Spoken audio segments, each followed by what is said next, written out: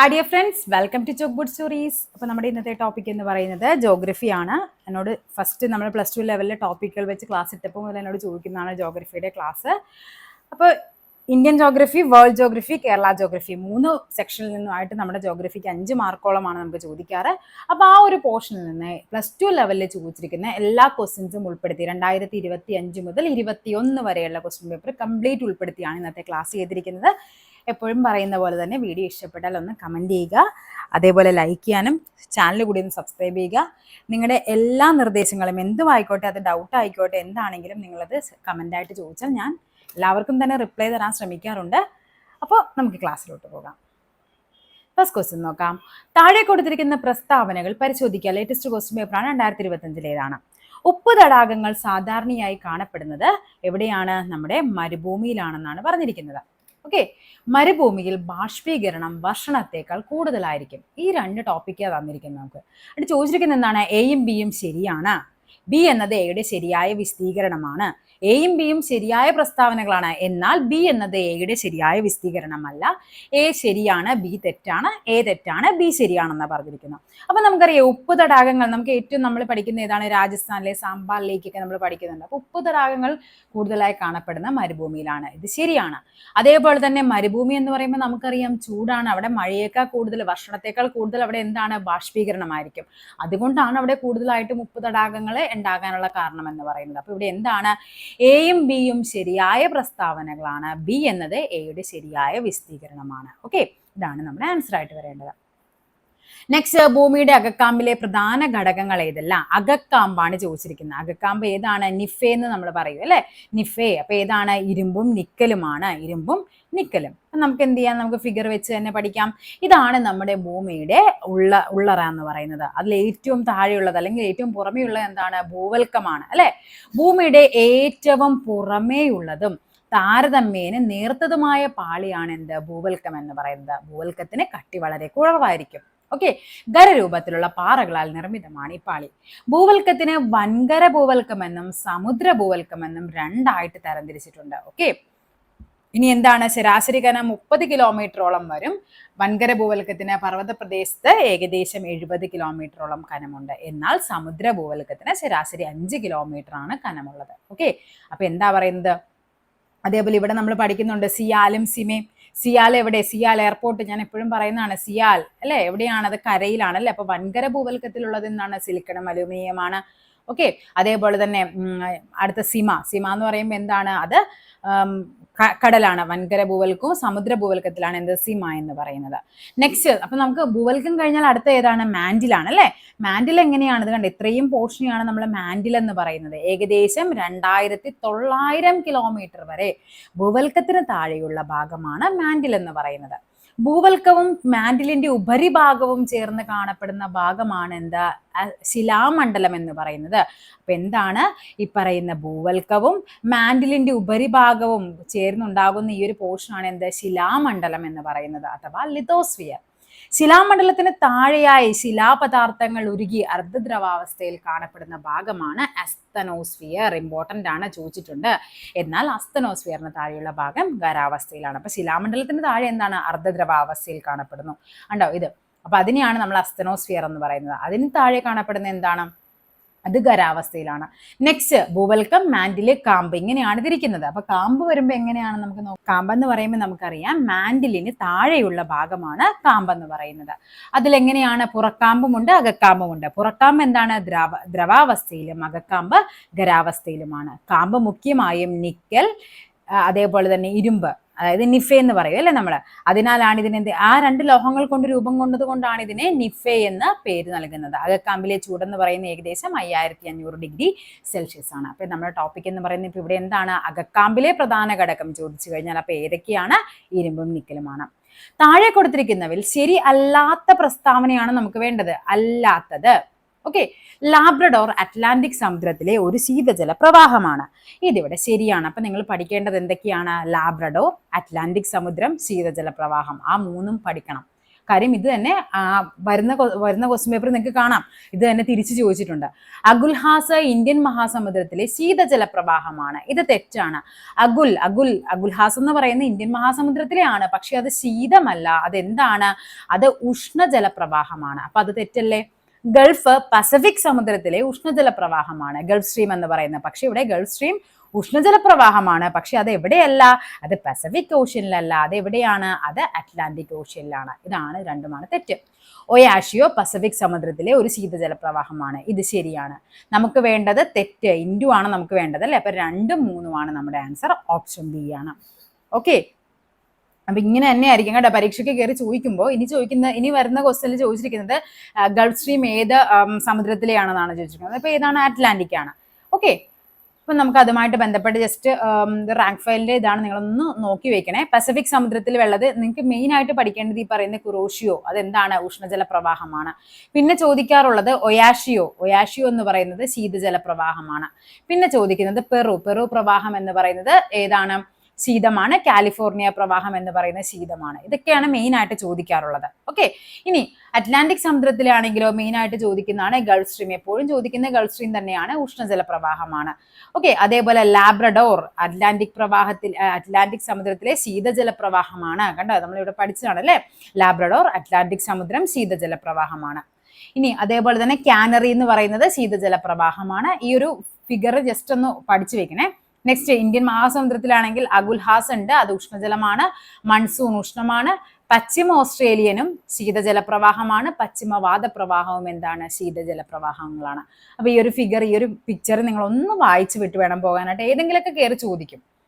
Okay, അപ്പൊ next question നോക്കാം നമുക്ക്.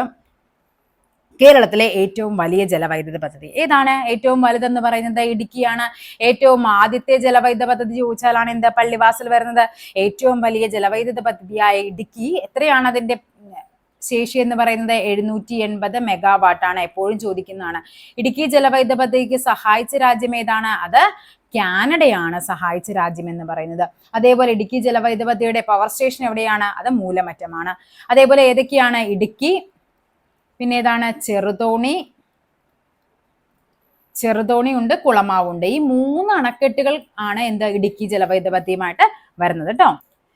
നെക്സ്റ്റ് ആണ് പറഞ്ഞിരിക്കുന്നത് ചേരുംപടി ചേർക്കാനാണ് അല്ലെ. ചേരുംപടി ചേർക്കുക എന്ന് പറയുന്നതില് ദാമോദർ നദി ആസാമിന്റെ ദുഃഖം, ഗോദാവരി ദക്ഷിണഗംഗ, കൊയ്ന മഹാരാഷ്ട്രയുടെ ജീവനദി, ബ്രഹ്മപുത്ര ഇന്ത്യയുടെ ചുവന്നതി. ഇത് കറക്റ്റ് ഓർഡറിൽ തന്നെയാണ് ഇവർ ആൻസർ വന്നിരിക്കുന്നത്. ബി ആണ്.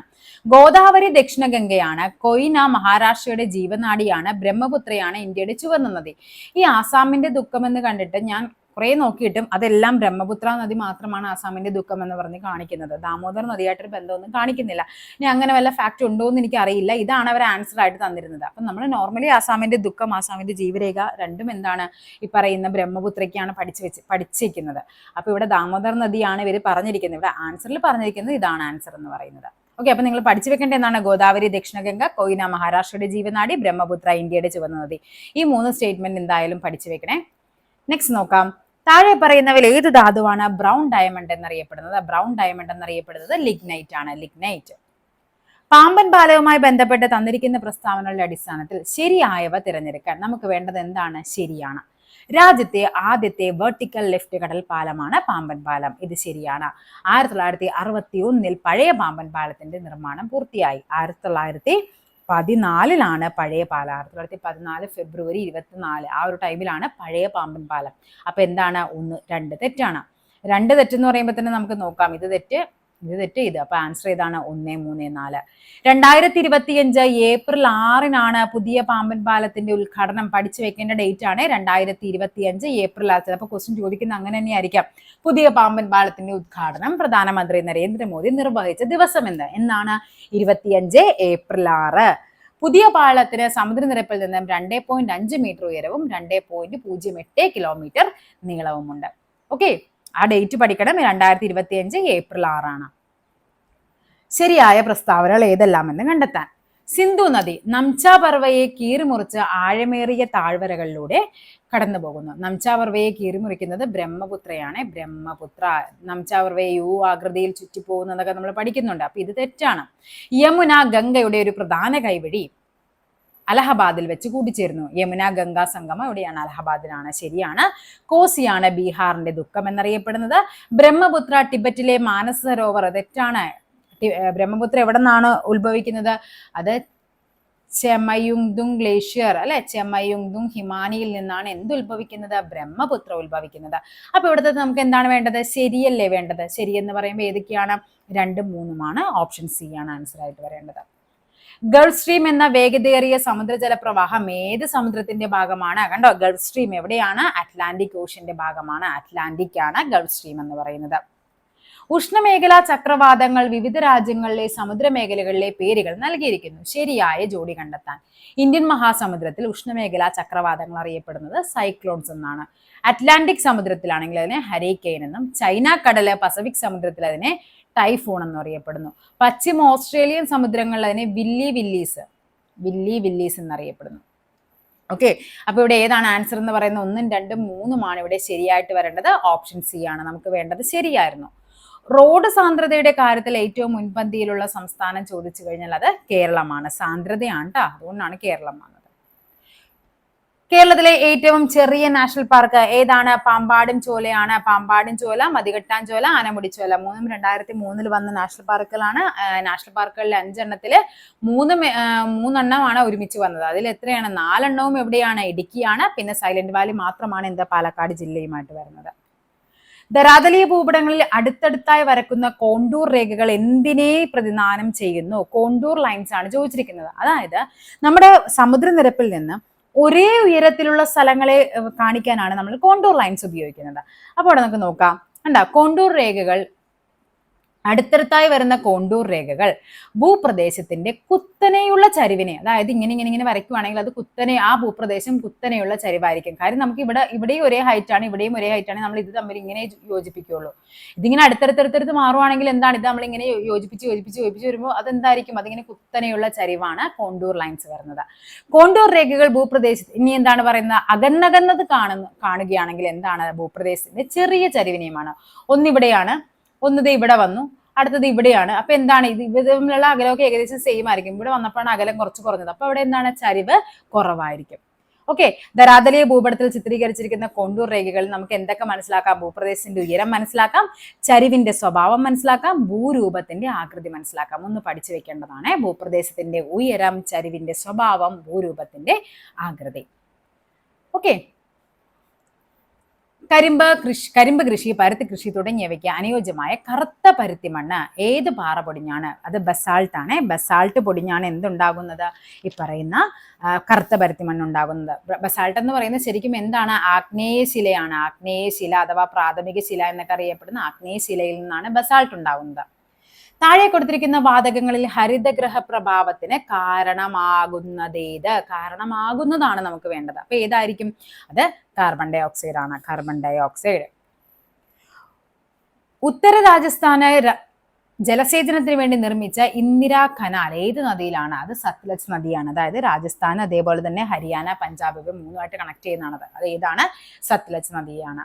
പളനി മലകളിൽ സ്ഥിതി ചെയ്യുന്ന ഹിൽ സ്റ്റേഷൻ ആണ് ഇത്? കൊടൈക്കനാൽ. കൊടൈക്കനാലിലാണ് എന്താ പളനി മലകൾ സ്ഥിതി ചെയ്യുന്നത്. ഇന്ത്യയിലെ ഏറ്റവും ചെറിയ യൂണിയൻ ടെറിട്ടറി ചോദിച്ചു കഴിഞ്ഞാൽ അത് ഏതാണ്? നമ്മുടെ ലക്ഷദ്വീപാണ് ഏറ്റവും ചെറുത്. താഴെ കൊടുത്തിരിക്കുന്ന പ്രസ്താവനകൾ സൗരയൂഥത്തിൽ ആദ്യത്തെ 2 ഗ്രഹങ്ങളിൽ ഉൾപ്പെടുന്നവ ഏതൊക്കെയാണ്? ആദ്യത്തെ 2 ഗ്രഹങ്ങൾ എന്ന് പറയുന്നത് ഉണ്ടോ? ഇതാണ് നമ്മുടെ സൗരയൂഥം. ഇത് നമ്മുടെ സൂര്യനാണ്. ആദ്യം വരുന്നത് ബുധൻ, ശുക്രൻ, ഭൂമി, ചൊവ്വ, വ്യാഴം, ശനി, യുറാനസ്, നെപ്റ്റ്യൂൺ. ഈ ഓർഡർ പഠിച്ചു വെക്കണേ, ചിലപ്പോൾ ഓർഡറിലാക്കാനൊക്കെ ചോദിക്കാൻ പരീക്ഷിക്കുക. അപ്പൊ എന്തൊക്കെയാണ്? ബുധൻ, ശുക്രൻ, ഭൂമി, ചൊവ്വ, വ്യാഴം, ശനി, യുറാനസ്, നെപ്റ്റ്യൂൺ. അപ്പൊ ആദ്യത്തെ 2 ഏതൊക്കെയായിരിക്കും? ബുധനും ശുക്രനുമാണ്. അപ്പൊ ഏതാണ്? 1ഉം 4ഉമാണ് ആൻസർ ആയിട്ട് വരേണ്ടത്. Option D 1ഉം 4ഉം. അഗ്നിപർവ്വതങ്ങളിലൂടെ ബഹിർഗമിക്കുന്ന ശിലാദ്രവത്തിന്റെ പ്രഭവ മണ്ഡലമാണ് എന്ത്? അസ്തനോസ്ഫിയർ എന്ന് പറയുന്നത്. നമ്മൾ പറഞ്ഞു അല്ലെ, അസ്തനോസ്ഫിയർ എന്താന്ന് നമ്മൾ ആ ഫിഗറിൽ പറഞ്ഞതാണ്. കണ്ടോ, ഇവിടെ നമ്മൾ പറയുന്നുണ്ട് അസ്തനോസ്ഫിയർ എന്താന്നുള്ളത്. കണ്ടോ, ശിലാമണ്ഡലത്തിന് താഴെയായി ശിലാപദാർത്ഥങ്ങൾ അർദ്ധദ്രവാവസ്ഥയിൽ കാണപ്പെടുന്ന അതിനെയാണ് നമ്മൾ മാഗ്മ എന്ന് പറയുന്നത്. ഉരുകിയ അവസ്ഥയിൽ അതിനെയാണ് എന്ത്? അസ്തനോസ്ഫിയർ എന്ന് പറയുന്നത്. ഓക്കെ അല്ലേ? നെക്സ്റ്റ് നോക്കാം. കാരക്കോറം, സസ്കർ, പീർപഞ്ചൽ എന്നീ പർവ്വതനിരകൾ ഉൾപ്പെടുന്ന ഹിമാലയം ഏത്? നമ്മൾ നോർമലി പഠിക്കുന്നത് ഇങ്ങനെയാണ്. ഉത്തരപർവ്വത മേഖലയെ മൂന്നായിട്ട് തിരിക്കുന്നുണ്ട്. അതിൽ ഫസ്റ്റ് വൺ ആണ് ട്രാൻസ് ഹിമാലയം, പിന്നെ ഹിമാലയം, പിന്നെ കിഴക്കൻ മലനിരകൾ. ഇനി അതിൽ ട്രാൻസ് ഹിമാലയത്തിൽ വരുന്നതാണ് കാരക്കോറം, ലഡാക്ക്, സസ്കർ. ഹിമാലയത്തിൽ വരുന്നത് ഹിമാദ്രി, ഹിമാചൽ, സിവാലിക്. കിഴക്കൻ മലനിരകൾ വരുന്നതാണ് പട്കായിബം, നാഗാ കുന്നുകൾ, ഖാസി ഗാരോ, ജയന്തിയ കുന്നുകൾ, മീസോ കുന്നുകൾ. അപ്പൊ പക്ഷെ ഇവിടെ ചോദിച്ചിരിക്കുന്ന എന്താണ്, ഈ നമ്മുടെ പുതിയ ടെക്സ്റ്റ് ബുക്കിൽ ഇതിനെ വീണ്ടും ക്ലാസിഫൈ ചെയ്യുന്നുണ്ട്. പടിഞ്ഞാറൻ ഹിമാലയം, കിഴക്കൻ ഹിമാലയം, മധ്യ ഹിമാലയം എന്ന് ക്ലാസിഫൈ ചെയ്യുന്നുണ്ട്. ഇപ്പറയുന്ന പടിഞ്ഞാറൻ ഹിമാലയത്തിൽ നമ്മൾ വീണ്ടും ക്ലാസിഫൈ ചെയ്ത് വരുമ്പോഴാണ് ഈ കാശ്മീർ ഹിമാലയം വരുന്നത്. ഓക്കെ, അതിലാണ് ഈ പറയുന്നത് ജമ്മു കാശ്മീർ ലഡാക്ക് പ്രദേശത്ത് ഏകദേശം 3.5 ലക്ഷം ചതുരശ്ര കിലോമീറ്റർ വിസ്തൃതിയിൽ വ്യാപിച്ചു കിടക്കുകയാണ് ദ കാശ്മീർ ഹിമാലയം. മഞ്ഞു മൂടിയ കൊടുമുടികളും താഴ്വരകളും മലനിരകളും നിറഞ്ഞ കാശ്മീർ ഹിമാലയത്തിലെ പ്രധാന പർവ്വതനിരകളാണ് കാരക്കോറം, സസ്കർ, ലഡാക്ക്, പീർപഞ്ചൽ. അപ്പൊ അതെവിടെയാണ്? കാരക്കോറവും സസ്കറും പീർപഞ്ചലും എവിടെയാണ്?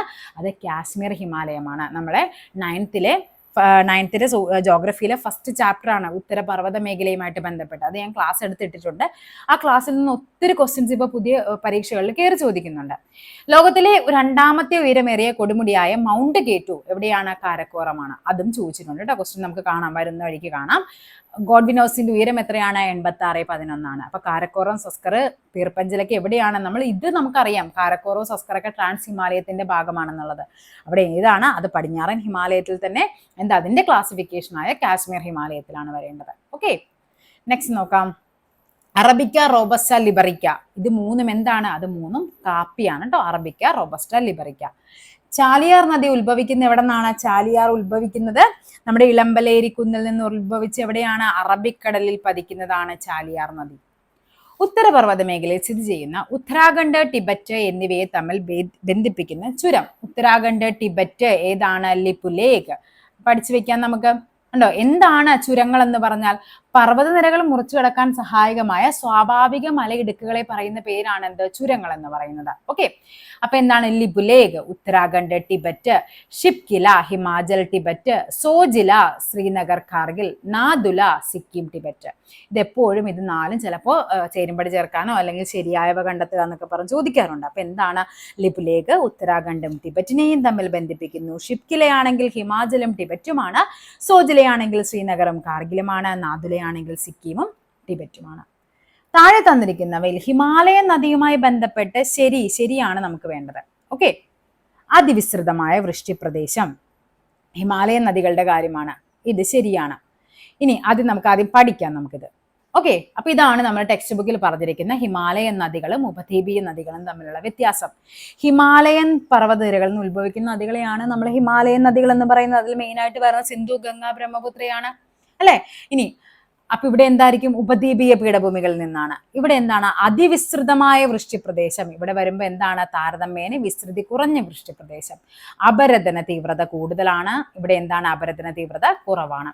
പർവ്വത മേഖലകളിൽ ഗിരികന്ധരങ്ങൾ സൃഷ്ടിക്കുകയും സമതലങ്ങളിൽ വളഞ്ഞു ഒഴുകുകയും ചെയ്യുന്നു. കാഠിന്യമേറിയ ശിലകളിലൂടെ ഒഴുകുന്നതിനാൽ അഗാധ താഴ്വരകൾ സൃഷ്ടിക്കപ്പെടുന്നില്ല.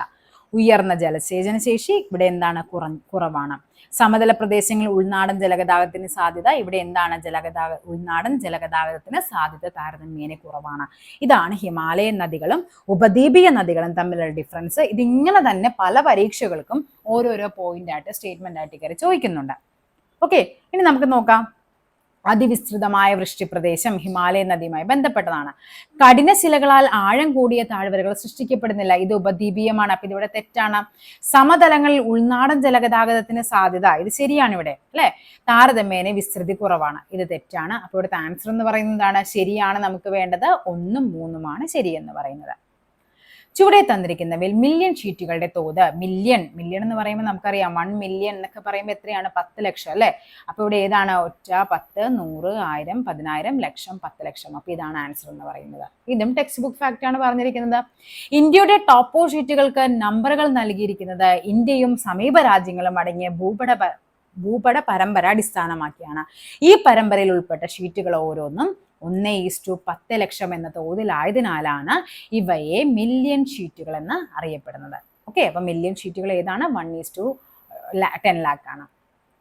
സർവേ ഓഫ് ഇന്ത്യ നമ്മുടെ രാജ്യത്ത് ധരാതലീയ ഭൂപടങ്ങൾ നിർമ്മിക്കുന്ന ഔദ്യോഗിക ഏജൻസിയാണ് എന്ത്? Survey of India. അതിന്റെ ഹെഡ് ക്വാർട്ടേഴ്സ് എന്ന് പറയുന്നത് എവിടെയാണ്? ഡെറാഡൂൺ ആണ്. ക്വസ്റ്റ്യൻ കയറി വരുന്നുണ്ട്, ഡെറാഡൂൺ ആണ്. ഓക്കെ, വിവിധ ആവശ്യങ്ങൾക്കായി ഇവിടെ എന്താണ്? 1 10 ലക്ഷം,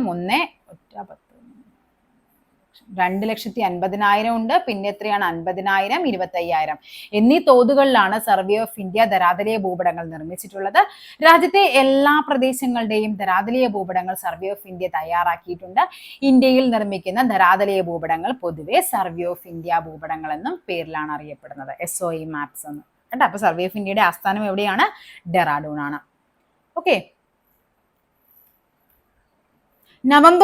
നവംബർ മുതൽ മാർച്ച് വരെയുള്ള ഇന്ത്യയിലെ കാർഷിക വിള, നവംബർ ടു മാർച്ച് ആണ് പറഞ്ഞിരിക്കുന്നത്. അപ്പൊ ഇവിടെ ഏതാണ്? അത് ഏതായിരിക്കും? കണ്ടോ, ഇവിടെ ഒക്ടോബർ ടു മാർച്ച് എന്നാ. ഒക്ടോബർ കഴിഞ്ഞാണല്ലോ മാർച്ച് വരുന്നത്. അപ്പൊ നമുക്കറിയാം. അപ്പൊ അത് ഈ ഒരു ഇടക്കാണല്ലേ വരുന്നത്. അപ്പൊ അത് ഏതാണ്? റാബി വിളകളാണ്, റാബി. ഓക്കെ, റാബി വിളകൾക്ക് ഉദാഹരണങ്ങളാണ് എന്തൊക്കെയാ? ഗോതമ്പ്, കടുക്, ബാർലി ഒക്കെ. ബാർലി എപ്പോഴും ചോദിക്കുന്നതാണ് കയറി. അപ്പൊ ഖാരിഫ് എവിടെയാണ്? ഖാരിഫ് എന്ന് പറയുന്നത് ജൂൺ ടു സെപ്റ്റംബർ ആണ്. October to March rabi, April June ആണെങ്കിൽ അത് സെയ്ദ് ആണ്. ഇടുക്കി കേരളത്തിലെ ഏറ്റവും വലിയ ജില്ലയാകുവാൻ കൂട്ടിച്ചേർത്ത വില്ലേജ് ഏതാണത്? അത് ഇടമലക്കുടിയാണ്. ഇടമലക്കുടി കണ്ടോ. ഇടുക്കി വീണ്ടും സംസ്ഥാനത്തെ വലിയ ജില്ലയായിട്ട് എന്നാണ്? സെപ്റ്റംബർ 2021 ന്യൂസ് ആണിത്. കുട്ടമ്പുഴ വില്ലേജിന്റെ ഒരു ഭാഗം ഇടമലക്കുടിയോട് ചേർത്താണ് സർക്കാരിന്റെ വിജ്ഞാപനം പുറത്തിറക്കിയത്. കണ്ടോ, ദേവികുളം താലൂക്കിലെ ഇടമലക്കുടി വില്ലേജിന്റെ ഭൂവിസ്തീർണം കൂട്ടി സർക്കാർ ഉത്തരവിറക്കിയതോടെ ഇടുക്കി വീണ്ടും സംസ്ഥാനത്തെ ഏറ്റവും വലിയ ജില്ലയായി. എറണാകുളം ജില്ലയിലെ കോതമംഗലം താലൂക്കിൽപ്പെട്ട കുട്ടമ്പുഴ വില്ലേജിൽ ഇത്ര ഹെക്ടർ സ്ഥലമാണ് എന്ത് ചെയ്യുന്നത്? ഇടമലക്കുടിക്ക് കൊടുക്കുന്നത്. ഓക്കെ, ഭൂവൽക്കത്തെ കുറിച്ച് താഴെ പറയുന്നവയിൽ ഏതാണ് ശരിയെന്നാണ് ചോദിച്ചിരിക്കുന്നത്. ഏതാണ്? ഭൂമിയുടെ ഏറ്റവും പുറമെയുള്ള ശിലാനിർമ്മിതമായ കട്ടിയുള്ള ഭാഗമാണ് ഭൂവൽക്കം എന്ന് പറയുന്നത്. ഓക്കെ, ശിലാനിർമ്മിതമാണ് ഭൂവൽക്കം, ശരിയാണ്. നെക്സ്റ്റ് പറയുന്നത് എന്താണ്? നമുക്ക് വേണ്ടത് ശരിയല്ലേ? വേണ്ടത് ശരിയാണ് നമുക്ക് വേണ്ടത്. സമുദ്രതട ഭൂവൽക്കത്തിന് വൻകര ഭൂവൽക്കത്തെ അപേക്ഷിച്ച് കനം കുറവാണ്. സമുദ്രതട ഭൂവൽക്കത്തിന് വൻകര ഭൂവൽക്കത്തെ അപേക്ഷിച്ച് എന്താണ്? കനം കുറവാണ്. നമ്മൾ പറഞ്ഞു 5 കിലോമീറ്ററോളമാണ് സമുദ്രതട ഭൂവൽക്കത്തിന്റെ ശരാശരി എന്ന് പറയുന്നത്. ഹിമാലയം പർവ്വത മേഖലകളിൽ ഭൂവൽക്കത്തിന്റെ കനം വളരെ കുറവാണ്. തെറ്റല്ലേ? ഹിമാലയ മേഖലകൾ എന്ന് പറയുമ്പോൾ പർവ്വത പ്രദേശങ്ങൾ 70 കിലോമീറ്ററോളം വരെ വരുന്നുണ്ട്. അതിന്റെ ശരാശരിയാണ് നമ്മൾ 30 പറഞ്ഞത്. അപ്പൊ ഇവിടെ ഏതാണ്? 1ഉം 2ഉം മാത്രമാണ് ഇവിടെ ശരിയെന്ന് പറയുന്നത്. തിരമാലകൾ എന്നാൽ എന്താണ്? സമുദ്ര ഉപരിതലത്തിലൂടെയുള്ള ഊർജത്തിന്റെ പ്രവാഹമാണ് തിരമാല എന്ന് പറയുന്നത്. ഓപ്ഷൻ സി ആണ് ആൻസർ ആയിട്ട് വരേണ്ടത്. താഴെ കൊടുത്തിരിക്കുന്നവയിൽ നിന്ന് ഇന്ത്യൻ തീരസമതലങ്ങളെ കുറിച്ച് തെറ്റായ പ്രസ്താവന. തെറ്റാണ് നമുക്ക് വേണ്ടത്. അപ്പൊ ഇവിടെ നമുക്ക് വേണ്ടത് തെറ്റാണ്. പശ്ചിമ തീരത്തെ അപേക്ഷിച്ച് കിഴക്കൻ തീരസമതലം വീതി കുറവാണ്. ഓക്കെ, നോക്കാം.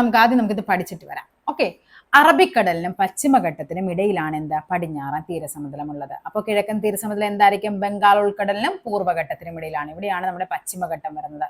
ഇവിടെയാണ് എന്താ? പൂർവ്വഘട്ടം വരുന്നത്. റാൻ ഓഫ് കച്ച് മുതൽ കന്യാകുമാരി വരെയാണ് എന്താ? ഈ പറയുന്ന പശ്ചിമഘട്ടം, അല്ല, നമ്മുടെ പടിഞ്ഞാറൻ തീരസമതലം എന്ന് പറയുന്നത്. ഇവിടെ എന്താണ്? വീതി കുറവാണ് പടിഞ്ഞാറൻ തീരസമതലം. കിഴക്കനാണെങ്കിൽ എന്താണ്? കൂടുതലാണ്. അത് എവിടെ മുതൽ എവിടം വരെയാണ്? സുന്ദർബൻ ഡെൽറ്റ, സുന്ദരവനം പ്രദേശം മുതൽ ഇവിടം വരെ കന്യാകുമാരി വരെയാണ്.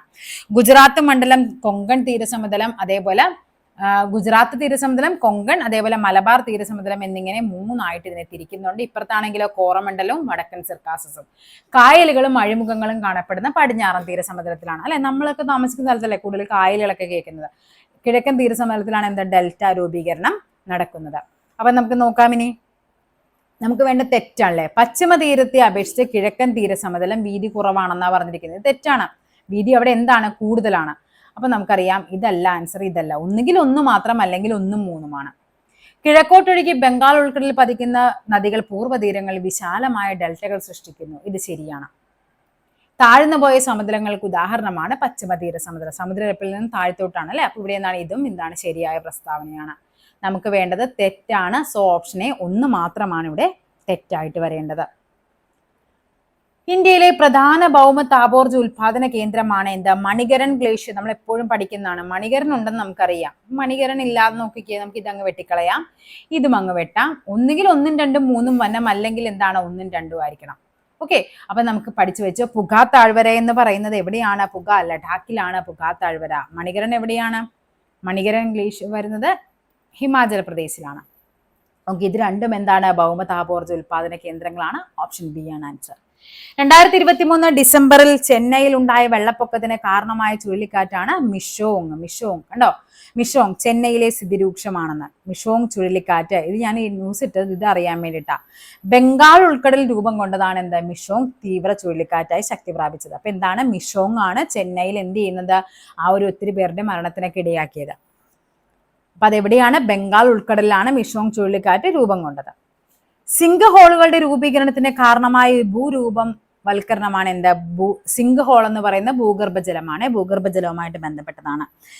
ഓക്കെ, ഈ അതേപോലെ ഭൂരൂപങ്ങളുടെ നമുക്ക് കുറച്ച് അങ്ങോട്ടേക്ക് വരുമ്പോഴേക്കും ഒരു ക്വസ്റ്റ്യൻ, ഒരു മാത്സ് ഫോളോയിങ് വരുന്നുണ്ട്, അതിൽ ഞാൻ ഡീറ്റെയിൽ ആയിട്ട് പറഞ്ഞുതരാം, അതുകൊണ്ടാണ് ഇപ്പോൾ ഇവിടെ പറയാത്തത്.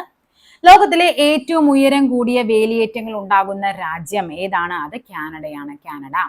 കടുപ്പം കുറഞ്ഞ ധാതു ചോദിച്ചു കഴിഞ്ഞാൽ അത് ടാൽക്ക് ആണ്, ടാൽക്ക്. നമ്മൾ ടാൽക്കം പൗഡർ, നമ്മുടെ പൗഡറൊക്കെ എന്താ ഭയങ്കര സോഫ്റ്റ് ആണെന്ന് വിചാരിച്ചാൽ മതി. അപ്പൊ എന്താണ്, കടുപ്പം കുറഞ്ഞ ധാതു ഏതാണ്, ടാൽക്കാണ്. ഭൂമധ്യരേഖാ പ്രദേശത്ത് ലഭിക്കുന്ന മഴയാണ് സംവഹന വൃഷ്ടി. ഭൂമധ്യരേഖാ പ്രദേശമാണെങ്കിൽ അത് സംവഹന വൃഷ്ടിയാണ്. മൺസൂൺ കാലത്തിന് മുമ്പ് കേരളത്തിൽ ലഭിക്കുന്ന മഴയാണ് എന്ത്, മാംഗോ ഷവർ. മാംഗോ ഷവർ അതാണ് നമ്മുടെ മാങ്ങയുടെ ഉൽപാദനത്തിനൊക്കെ ഹെൽപ്പ് ചെയ്യുന്നത്. സൂര്യനെ പറ്റിയുള്ള സൂക്ഷ്മ പഠനത്തിനായി ISRO വികസിപ്പിച്ച പേടകമാണ് ആദിത്യ L1. ഭൂമധ്യരേഖയിൽ കൊറിയോലിസ് പ്രഭാവം ബലം എത്രയാണെന്നാ ചോദിച്ചിരിക്കുന്നത്. എത്രയായിരിക്കും അവിടെ ഭൂമധ്യരേഖയിൽ, അത് 0. അപ്പൊ നമുക്ക് നോക്കാം എന്താണ് കൊറിയോലിസ് ബലം എന്നും എന്താണെന്നുള്ളത് നമുക്ക് നോക്കാം. ഭൗമ ഉപരിതലത്തിൽ സ്വതന്ത്രമായി ചലിക്കുന്ന വസ്തുക്കൾക്ക് ഭ്രമണം നിമിത്തം ഉത്തരാർദ്ധഗോളത്തിൽ സഞ്ചാര ദിശയ്ക്ക് വലത്തോട്ടും, ഉത്തരാർദ്ധഗോളത്തിൽ സഞ്ചാര ദിശ എങ്ങോട്ടാണോ പോകുന്നത്, ഞാനിപ്പോ ഇങ്ങോട്ടാ പോകുന്നതെങ്കിൽ എന്റെ വലത്ത് വശത്തേക്കായിരിക്കും പോകുന്നത്, ഞാൻ ഇങ്ങോട്ടാ പോകുന്നെങ്കിൽ എന്റെ വലത് ഇതല്ലേ, അപ്പൊ ഇങ്ങോട്ടേക്കായിരിക്കും. ഉണ്ടോ, അങ്ങോട്ടേക്കും എന്തുണ്ടാകും, ഒരു വ്യതിചലനം ഉണ്ടാകും. ഉത്തരാർദ്ധഗോളത്തിൽ സഞ്ചാര ദിശയ്ക്ക് വലത്തോട്ടും ദക്ഷിണാർദ്ധഗോളത്തിലാണെങ്കിൽ സഞ്ചാര ദിശയുടെ ഇടത്തോട്ടും വ്യതിചലനം ഉണ്ടാകുന്നു. ഇതിന് കാരണമാകുന്ന ബലമാണ് എന്ത്, കൊറിയോലിസ് ബലം എന്ന് പറയുന്നത്, കൊറിയോലിസ് പ്രഭാവം എന്ന് നമ്മൾ പഠിക്കുന്നത്. മധ്യരേഖാ പ്രദേശത്ത് നിന്ന് ധ്രുവങ്ങളിലേക്ക് പോകുന്തോറും കൊറിയോലിസ് പ്രഭാവം, ഇതാണ് നമ്മുടെ മധ്യരേഖ എന്ന് പറയുന്നത്. ഇവിടെ നിന്ന് അങ്ങോട്ട് പോകുന്തോറും കൊറിയോലിസ് പ്രഭാവം എന്ത് ചെയ്യുന്നുണ്ട്, കൂടി വരുന്നുണ്ട്. ഓക്കെ, അപ്പൊ ഇവിടെ എത്രയായിരിക്കണം, ഇവിടെ 0 ആയിരിക്കണം.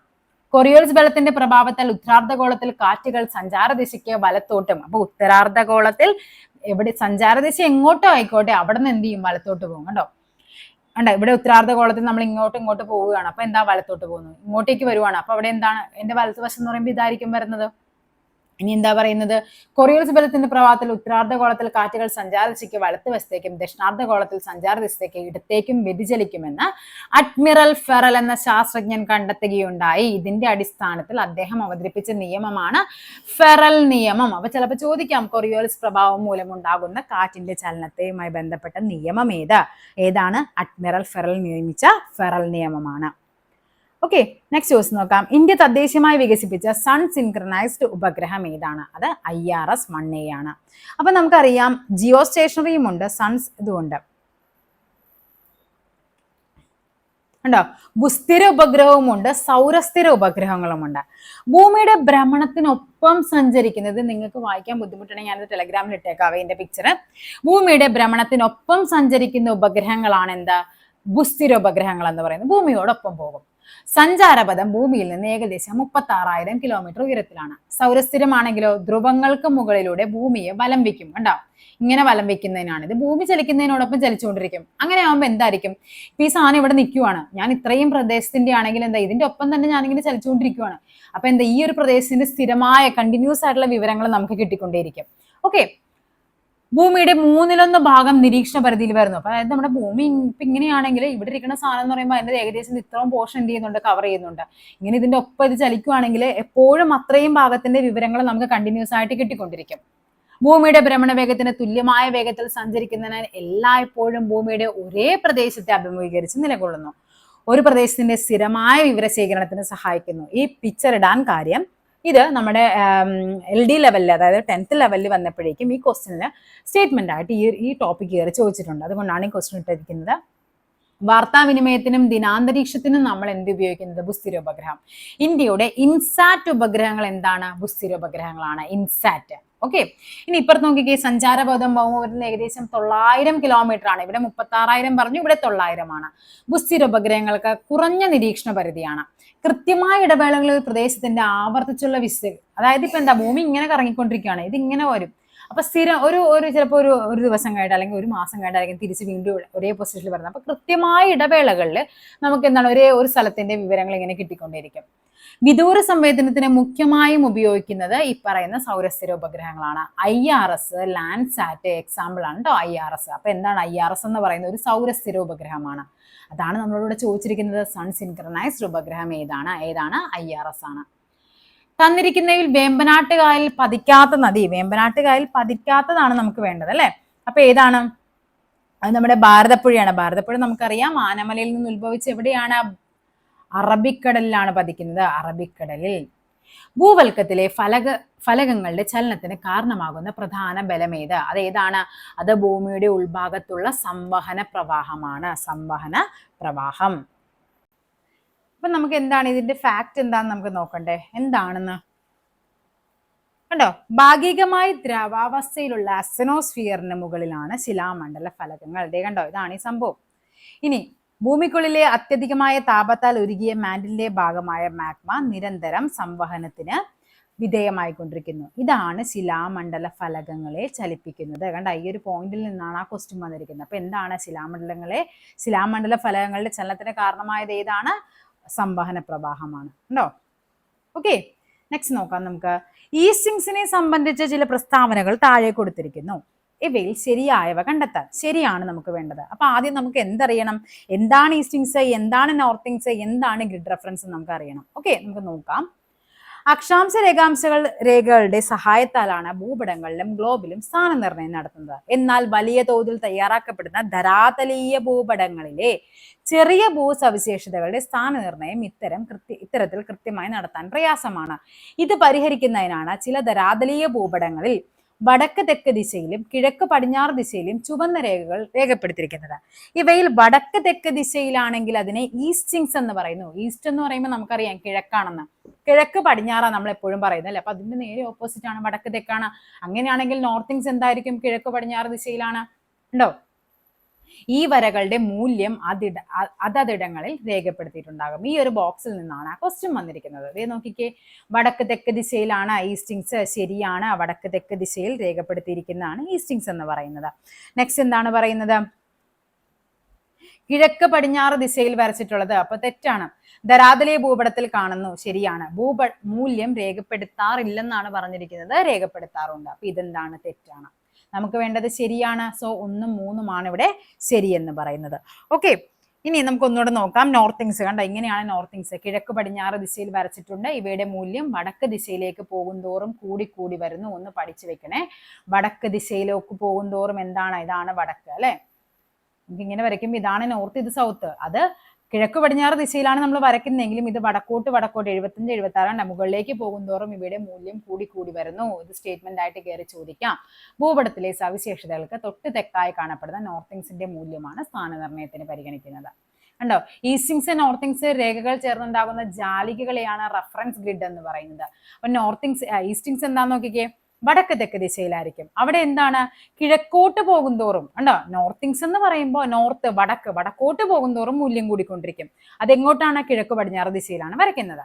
ഈസ്റ്റിങ്സ് എന്ന് പറയുമ്പോൾ എന്താണ്? ഈസ്റ്റ്, കിഴക്കോട്ട് പോകുന്തോറും എന്ത് സംഭവിക്കും? അവിടെ മൂല്യം കൂടിക്കൊണ്ടിരിക്കും. അത് വടക്ക് തെക്ക് ദിശയിലാണ് വരയ്ക്കുന്നത്. അതേപോലെ ഭൂപടത്തിന്റെ സവിശേഷതകൾക്ക് തൊട്ട് ഇടതുവശത്തായി കാണപ്പെടുന്ന ഈസ്റ്റിങ്സിന്റെ മൂല്യമാണ് സ്ഥാനനിർണ്ണയത്തിന് ഉപയോഗിക്കുന്നത്. ഓക്കെ, നെക്സ്റ്റ് ക്വസ്റ്റ്യൻ നോക്കാം. മഞ്ഞുതീനി എന്നറിയപ്പെടുന്ന പ്രാദേശിക വാദമാണ് ചിനൂക്ക് എന്ന് പറയുന്നത്. ചിനൂക്ക്. ആഗോളമർദ്ദ മേഖലകളിൽ നിർവാത മേഖല എന്നറിയപ്പെടുന്ന നിർവാത മേഖല ഏതാണത്? അത് മധ്യരേഖ ന്യൂനമർദ്ദ മേഖലയാണ് നിർവാത മേഖല. കണ്ടോ, ഇതാണ് നമ്മുടെ ആഗോളമർദ്ദ മേഖലകൾ എന്ന് പറയുന്നത്. അതിൽ എന്തൊക്കെയുണ്ട്? ധ്രുവീയ ഉച്ചമർദ്ദ മേഖല. കണ്ട, ഈ നടുക്കിടക്കുന്നതാണ് മധ്യരേഖ ന്യൂനമർദ്ദം. പിന്നെ എന്താണ്? ഉപോഷ്ണ ഉച്ചമർദ്ദം, ഉപദ്രവീയ ന്യൂനമർദ്ദം. അങ്ങനെ ആ രണ്ട് സൈഡും ഉണ്ടാകും. ഇതിൽ നമുക്ക് ഈ പറയുന്ന മധ്യരേഖ ന്യൂനമർദ്ദ മേഖല എന്താന്ന് നോക്കാം. വർഷം മുഴുവൻ സൂര്യരശ്മികൾക്ക് ലംബമായി പതിക്കുന്ന മേഖലയാണ് മധ്യരേഖ ന്യൂനമർദ്ദ മേഖല എന്ന് പറയുന്നത്. അതുകൊണ്ട് തന്നെ ഈ മേഖലയിൽ ചൂട് കൂടുതലായിരിക്കും. സൂര്യന്റെ ചൂടേറ്റ് വായു വികസിക്കുകയും വൻതോതിൽ ഉയരുകയും ചെയ്യുന്നു. ഈ മേഖലയിലുടനീളം ന്യൂനമർദ്ദം അനുഭവപ്പെടാൻ കാരണമായിരിക്കും. മധ്യരേഖയിൽ തെക്ക് 5 ഡിഗ്രി മുതൽ വടക്ക് 5 ഡിഗ്രി വരെ എന്താണ്? അക്ഷാംശങ്ങൾക്കിടയിലാണ് മധ്യരേഖ ന്യൂനമർദ്ദം. വായു വൻതോതിൽ മുകളിലേക്ക് പോകുന്നു എന്നതുകൊണ്ട് തന്നെ ഇവിടെ കാറ്റുകൾ എന്താണ്? തീരെ ദുർബലമാണ്. കാറ്റുകൾ ഇല്ലാത്ത മേഖല എന്ന അർത്ഥത്തിലാണ് ഈ പറയുന്ന മധ്യരേഖാ ന്യൂനമർദ്ദ മേഖലയെ നിർവാത മേഖല, ഈ ഡോൾഡ്രം, ഇതിങ്ങനെയും ചോദിച്ചിട്ടുണ്ട്, ഡോൾഡ്രം എന്നറിയപ്പെടുന്നത് അതെന്താണ്? നിർവാത മേഖലയാണ് ഈ മർദ്ദമേഖല അറിയപ്പെടുന്നത്. പണ്ട് പായ്ക്കപ്പലുകളിൽ സഞ്ചരിച്ചിരുന്ന യാത്രികർക്ക് ഈ ഇടം എന്തായിരുന്നു? പേടിച്ചപ്പനമായിരുന്നു. കാര്യം എന്താണ്? പായ്ക്കപ്പൽ എന്ന് പറയുമ്പോൾ നമുക്കറിയാം അത് കാറ്റിനെ ഡിപ്പെൻഡ് ചെയ്താണ് മൂവ് ചെയ്യുന്നത്. കാറ്റ് കുറവാകുമ്പോൾ സ്വാഭാവികമായിട്ടും അത് പെട്ടുപോകും. ഇനി ഇതേ ഹോൾസ് ലാറ്റിറ്റ്യൂഡും എന്ന് പഠിച്ചേക്കണേ. യൂറോപ്പിൽ നിന്ന് അമേരിക്കയിലേക്ക് പോയിരുന്ന പഴയകാല ചരക്ക് കപ്പലുകളിൽ ഒരു പ്രധാന കയറ്റുമതി ഇനമായിരുന്നു മുന്തിയ ഇനം കുതിരകൾ. ഉപോഷ്ണ ഉച്ചമർദ്ദ മേഖലയിൽ കാറ്റുകൾ ദുർബലമായതിനാൽ പായ്ക്കപ്പലുകൾക്ക് സുഗമമായി സഞ്ചരിക്കാനാകാത്ത സാഹചര്യം ഉണ്ടായിരുന്നു. കപ്പലിന്റെ ഭാരം കുറയ്ക്കാനായിട്ട് എളുപ്പത്തിൽ സഞ്ചാരം എളുപ്പമാക്കുന്നതിന് വേണ്ടിയിട്ട് ഈ കുതിരകളെ പലതിനെയും എന്ത് ചെയ്യുന്നുണ്ട്? കടലിൽ ഉപേക്ഷിക്കുന്നു. അങ്ങനെയാണ് ഉപോഷ്ണ ഉച്ചമർദ്ദ മേഖലയ്ക്ക് കുതിര അക്ഷാംശം എന്ന പേര് വന്നത്. ഹോൾസ് ലാറ്റിറ്റ്യൂഡ് എന്നറിയപ്പെടുന്ന അപ്പൊ ഏതാണ്? ഉപോഷ്ണ ഉച്ചമർദ്ദ മേഖലയാണ്. ഉപോഷ്ണ ഉച്ചമർദ്ദ മേഖലയാണ് ഹോൾസ് ലാറ്റിറ്റ്യൂഡ്. നിർവാത മേഖല എന്നറിയപ്പെടുന്ന ഏതാണ്? മധ്യരേഖാ ന്യൂനമർദ്ദ മേഖലയാണ്. ഓക്കെ, അപ്പൊ നമ്മുടെ നെക്സ്റ്റ് ക്വസ്റ്റ്യൻ നോക്കിക്കേ. ഇന്ത്യൻ സമയം 12 മണിയായിരിക്കുമ്പോൾ ഗ്രീനിച്ചിലെ സമയമാണ് നമ്മളോട് ചോദിച്ചിരിക്കുന്നത്. അപ്പൊ ഇവിടെ ഇത് നമ്മുടെ ടെക്സ്റ്റ് ബുക്ക് ഫാക്ട് ആണ് പറയുന്നത്. ഇത് എങ്ങനെയാണ് ഇത് കണ്ടുപിടിക്കേണ്ടത്? ജസ്റ്റ് ഒന്ന് അറിഞ്ഞിരിക്കണേ. നമുക്കറിയാം ഗ്രീനിച്ചിലെ അതെന്ന് പറയുന്നത് 82.5 ഡിഗ്രിയാണ്. Okay, 82 degree. ഇത് വെച്ചിട്ടാണ് നമ്മൾ ഗ്രീനിച്ച്, ഈ ഒരു ലൈൻ വെച്ചിട്ടാണ് നമ്മൾ ടൈം കണക്കാക്കുന്നത്. അപ്പൊ നമുക്ക് ഇവിടെ അറിയേണ്ടത് ശരിക്കും നോർമലി നമ്മൾ ഇന്ത്യൻ സമയം കണ്ടുപിടിക്കാനായിട്ട്, ഇന്ത്യൻ സമയം എന്ന് പറയുന്നത് ഗ്രീനിച്ച് ടൈം എത്രയാണോ, ഗ്രീനിച്ച് സമയത്തിനോട് എന്ത് ചെയ്യണം? സമയവ്യത്യാസം ചെയ്താൽ മതി, സമയവ്യത്യാസം കൂട്ടിയാൽ മതി. അപ്പൊ നമുക്കറിയാം ഗ്രീനിച്ചിന്റെ കിഴക്കായിട്ടാണ് എന്ത് ചെയ്യുന്നത്? ഇന്ത്യ സ്ഥിതി ചെയ്യുന്നത്. ഇവിടെയാണ് ഗ്രീനിച്ച് എങ്കിൽ ഇവിടെയാണ് ഇന്ത്യ സ്ഥിതി ചെയ്യുന്നത്. അപ്പൊ ഇങ്ങോട്ട് പോകും തോറും സമയം കൂടുതലായിരിക്കും. അപ്പൊ ഗ്രീനിച്ച് ടൈമും ഇന്ത്യൻ സമയവും തമ്മിലുള്ള വ്യത്യാസം എന്ന് പറയുന്നത് 5.5 മണിക്കൂറാണ്. ഓക്കെ, ഈ പറയുന്ന 5.5 മണിക്കൂർ എങ്ങനെയാ കിട്ടിയെന്ന് അറിയാവോ? അതായത് നമ്മുടെ 82.5 ഡിഗ്രി വെച്ചിട്ടല്ലേ നമ്മൾ നോക്കേണ്ടത്. അതായത് ഇവ തമ്മിലുള്ള വ്യത്യാസം 82 ഡിഗ്രിയാണ്. ഓക്കെ, അപ്പൊ അതെങ്ങനെയാണ്? ഓരോ 15 ഡിഗ്രിയിലും എത്ര മണിക്കൂറാണ്? 1 മണിക്കൂർ വീതമാണ് വ്യത്യാസം. അതായത് ഈ ഒരു ലൈൻ 0 ഡിഗ്രി ആണെങ്കിൽ ഇവിടെ എത്രയാണ്? 15 ഡിഗ്രി ആണെങ്കിൽ ഈ പ്രദേശവും തമ്മിൽ 1 മണിക്കൂറിന്റെ ഡിഫറൻസ് ഉണ്ടാകും. അങ്ങനെയാണെങ്കിൽ 82 ഡിഗ്രി എന്ന് പറയുമ്പോൾ 82.5 ഡിഗ്രി 30 മിനിറ്റ് ആണ്. അത് ഡിവൈഡ് ബൈ 15 എന്ന് പറയുന്നത് എത്രയാണ്? 5 മണിക്കൂർ 30 മിനിറ്റ് ആണ് നമുക്ക് വരേണ്ടത്. ഓക്കെ, ഈ 5 മണിക്കൂർ 30 മിനിറ്റ് കൊണ്ടിട്ടാണ് നമുക്ക് എന്ത് ചെയ്യുന്നത്? അതായത് 5.5 മണിക്കൂർ എന്ന് പറയും. ഈ 5.5 മണിക്കൂറാണ് വ്യത്യാസം. അപ്പൊ ഇവിടെ പറഞ്ഞിരിക്കുന്ന എന്താണ്? ഇന്ത്യൻ സമയമാണ് നമുക്ക് തന്നിരിക്കുന്നത് 12 മണി. ഓക്കെ, ഈ 5.5 മണിക്കൂർ വ്യത്യാസം 12 മണി എന്ന് കാണുമ്പോഴേ നമ്മൾ ആദ്യം ഈ 2 ഓപ്ഷൻ വെട്ടിക്കളയും. ഒന്നുകിൽ 5:30 AM അല്ലെങ്കിൽ 5:30 PM ആണെന്ന് നമ്മൾ അങ്ങ് വിചാരിക്കും. പക്ഷേ ഇവിടെ വ്യത്യാസമുണ്ട്. അതെന്താണ്? കാര്യം ഇവിടെ ഗ്രീനിച്ച് സമയമല്ല തന്നിരിക്കുന്നത്, നമുക്ക് തന്നിരിക്കുന്നത് ഇന്ത്യൻ സമയമാണ്. അപ്പൊ ഗ്രീനിച്ച് സമയമാണ് നമുക്ക് കണ്ടുപിടിക്കേണ്ടത് അല്ലെ. പ്ലസ് സമയ വ്യത്യാസം എന്ന് പറയുന്നത് 5.5 മണിക്കൂറാണ്. ഇത് നേരെ ഇപ്പുറം വരുമ്പോൾ കുറക്കണം. 12 5.5 കുറക്കുമ്പോൾ നമുക്ക് കിട്ടുന്നത് 6:30 ഇങ്ങോട്ടാണ് പോകുന്നത്. അപ്പൊ അതെന്തായിരിക്കും? പകലായിരിക്കും. അപ്പൊ 6:30 AM ആയിരിക്കും. ഉണ്ടോ? ഇത് നമ്മുടെ ടെക്സ്റ്റ് ബുക്കിൽ കിടക്കുന്ന ക്വസ്റ്റ്യൻ അങ്ങനെ തന്നെ ചെയ്തിട്ടുണ്ട്. അപ്പൊ ഞാൻ അതിന്റെ പിക്ചർ ഞാൻ നമ്മുടെ ഇതിലിട്ടിരിക്കാം കേട്ടോ. അതേപോലെ തന്നെ മറ്റൊരു ക്വസ്റ്റ്യൻ ആണ്. ഇപ്പൊ ഗ്രീനിച്ച് ടൈം തരുമ്പോഴേക്കും എന്താണ്? അതിന്റെ ഡിഗ്രി എത്രയാണെന്ന് അവർ പറയില്ല. പക്ഷേ അത് നമുക്ക് അറിഞ്ഞിരിക്കണം. 82 ആണെന്ന് അല്ലെങ്കിൽ 5.5 മണിക്കൂർ എന്നുള്ള ഒരു കോൺസെപ്റ്റ് നമുക്ക് ഉണ്ടാവണം. ഇവിടെ പറഞ്ഞിരിക്കുന്നത് എന്താണ്? ഇന്ത്യയിൽ തിങ്കളാഴ്ച രാത്രി 11 മണിയായിരിക്കുമ്പോൾ ജപ്പാനിലെ സമയം എത്രയെന്നാണ് ചോദിച്ചിരിക്കുന്നത്. ഇത് വേണേ പരീക്ഷയ്ക്ക് കയറി ചോദിക്കാം. കാര്യം ടെക്സ്റ്റ് ബുക്കിൽ വ്യക്തമായിട്ട് പറഞ്ഞിരിക്കുന്ന ഫാക്റ്റ് ആണ്. പക്ഷെ ഇവരുടെ തന്നിട്ടുണ്ട് 135 ഡിഗ്രി ആണെന്നവർ പറഞ്ഞിട്ടുണ്ട്. അപ്പൊ ഇന്ത്യ എന്ന് പറയുന്നത് എവിടെയാണ്? 82.5 ഡിഗ്രിയിലല്ലേ ഇന്ത്യ കിടക്കുന്നത്. 82 ഡിഗ്രി 30 മിനിറ്റിലാണ്. ഗ്രീനിച്ച് സമയം എന്ന് പറഞ്ഞാൽ 0 അവിടെ നിന്നാണ് ഇങ്ങോട്ടേക്ക് പോരുന്നത്. ഇതില് ജപ്പാൻ എന്ന് പറയുമ്പോൾ പിന്നെയും ഇങ്ങോട്ട് പോകുന്നത് ഇവിടെയാണ്. 135 ഡിഗ്രിയിലാണ് എന്ത് കിടക്കുന്നത്? ജപ്പാൻ കിടക്കുന്നത്. അപ്പൊ എന്തായിരിക്കും? സമയം കൂടുതലായിരിക്കും. കണ്ടോ? ഇങ്ങോട്ട് പോകുന്തോറും ടൈം കൂടിയാണ് വരേണ്ടത്. പുറകോട്ട് പോരുവാണെങ്കിൽ ടൈം കുറഞ്ഞു വരും. അതാണ് നമുക്ക് 5.5 മണിക്കൂർ നമ്മൾ മുന്നിലാണെന്ന് പറയുന്നത് ഗ്രീനിച്ച് സമയത്തേക്കാൾ. അപ്പൊ നമുക്കറിയാം 82 ഡിഗ്രിയും 35 മിനിറ്റും 135. ആദ്യം നമ്മൾ എന്ത് ചെയ്യണം? ഇത് തമ്മിലുള്ള വ്യത്യാസം നോക്കണം. വ്യത്യാസം എത്രയായിരിക്കും? വ്യത്യാസം എന്ന് പറയുന്നത് 135 നിന്ന് നമുക്ക് എന്ത് ചെയ്യണം? 82 ഡിഗ്രി കുറയ്ക്കുമ്പോൾ നമുക്ക് കിട്ടുന്നത് 52.5 ഡിഗ്രി എന്നാണ്. ഇത് എത്രയാണ് ഈ ടൈം എന്ന് അറിയണമെങ്കിൽ എന്ത് ചെയ്യണം? ഈ പറയുന്ന 52 ഡിഗ്രിയെ എത്ര മണിക്കൂർ വ്യത്യാസം എന്ന് പറയണമെങ്കിൽ നമുക്ക് എന്തുകൊണ്ട് ഡിവൈഡ് ചെയ്യണം? 15 കൊണ്ട്, 15 എന്ന് പറയുമ്പോൾ 1 മണിക്കൂറാണ്. അല്ലെങ്കിൽ നമുക്കറിയാവുന്നത് ഒരു രേഖാംശം എന്ന് പറയുന്നത് 4 മിനിറ്റ് ആണ് അല്ലെ. 15 ഡിഗ്രിക്ക് എത്രയാണ്? 15 ഡിഗ്രിക്ക് 60 മിനിറ്റ്, 1 മണിക്കൂറല്ലേ. അപ്പൊ 1 ഡിഗ്രിക്ക് എത്രയാണ്? 4 മിനിറ്റ് ആണ്. അപ്പൊ നമുക്ക് ഇതിനെ 4 കൊണ്ട് എന്ത് ചെയ്താൽ മതി? ഈ പറയുന്ന 52 ഡിഗ്രി 30 മിനിറ്റിനെ നമുക്ക് 4 കൊണ്ട് അങ്ങ് മൾട്ടിപ്ലൈ ചെയ്യുമ്പോൾ നമുക്ക് കിട്ടുന്നത് 210 മിനിറ്റ് എന്നാണ്. 210 മിനിറ്റ് എന്ന് പറയുമ്പോൾ എത്രയാണ്? 3 മണിക്കൂർ. 3 മണിക്കൂർ എന്ന് പറയുമ്പോൾ 6 3 18, 180 ബാക്കി എത്രയുണ്ട്? 3 മണിക്കൂർ 30 മിനിറ്റ് എന്ന് വരും. ഇനി ഇത് ഇങ്ങോട്ടല്ലേ വന്നിരിക്കുന്നത്. അപ്പൊ എന്തായിരിക്കും? 3 മണിക്കൂർ 30 മിനിറ്റ് മുമ്പിലായിരിക്കണം ജപ്പാനിലെ സമയം എന്ന് പറയുന്നത്, കൂടുതലായിരിക്കണം. അപ്പൊ എന്താണ്? രാത്രി 11 മണിയായി. അതിനോട് എന്ത് കൂട്ടണം? 3.5 മണിക്കൂർ കൂട്ടണം. 11 കഴിഞ്ഞ് 12, 1 2 2.5 മണിയായിരിക്കും. ജപ്പാനില് നെക്സ്റ്റ് ഡേ 2.5 മണിയായിരിക്കും അല്ലെ. അപ്പൊ തിങ്കളാഴ്ച എന്ന് പറയുമ്പോൾ ജപ്പാനില് എന്തായിരിക്കും? ചൊവ്വാഴ്ച വെളുപ്പിന് 2.5 മണിയായിരിക്കും ജപ്പാനിലെ ടൈം എന്ന് പറയുന്നത്. ഓക്കെ, ഇങ്ങനെയാണ് നമ്മൾ ടൈം കണക്കാക്കുന്നത്. എപ്പോഴും ഗ്രീനീച്ച് ടൈമായിട്ട് കണക്ട് ചെയ്തായിരിക്കും ചോദിക്കുന്നത്. ഇപ്പൊ ചിലപ്പോൾ തിരിച്ചാണ് ചോദിക്കുന്നതെന്ന് ഓർത്ത് നോക്കിക്കേ. ഗ്രീനീച്ചിലെ സമയം 12 ആണെങ്കിൽ ഇന്ത്യൻ സമയം ചോദിച്ചു കഴിഞ്ഞാൽ ഇവിടെ എന്ത് വന്നേനെ? 12 + 5 എന്ന് വന്നേനെ. കേട്ടോ, അങ്ങോട്ടേക്ക് വരും. അപ്പൊ അതനുസരിച്ച് വേണം കേട്ടോ ചെയ്യാനായിട്ട്. നെക്സ്റ്റ് ക്വസ്റ്റ്യൻ ആണ്, അന്തരീക്ഷ പാളിയായ ട്രോപ്പോസ്ഫിയറിനെ കുറിച്ച് താഴെ പറയുന്നവയിൽ ശരിയായവ ഏത്? ട്രോപ്പോസ്ഫിയർ ആണ് ചോദിച്ചിരിക്കുന്നത്. നമുക്ക് ആദ്യം എന്ത് ചെയ്യണം?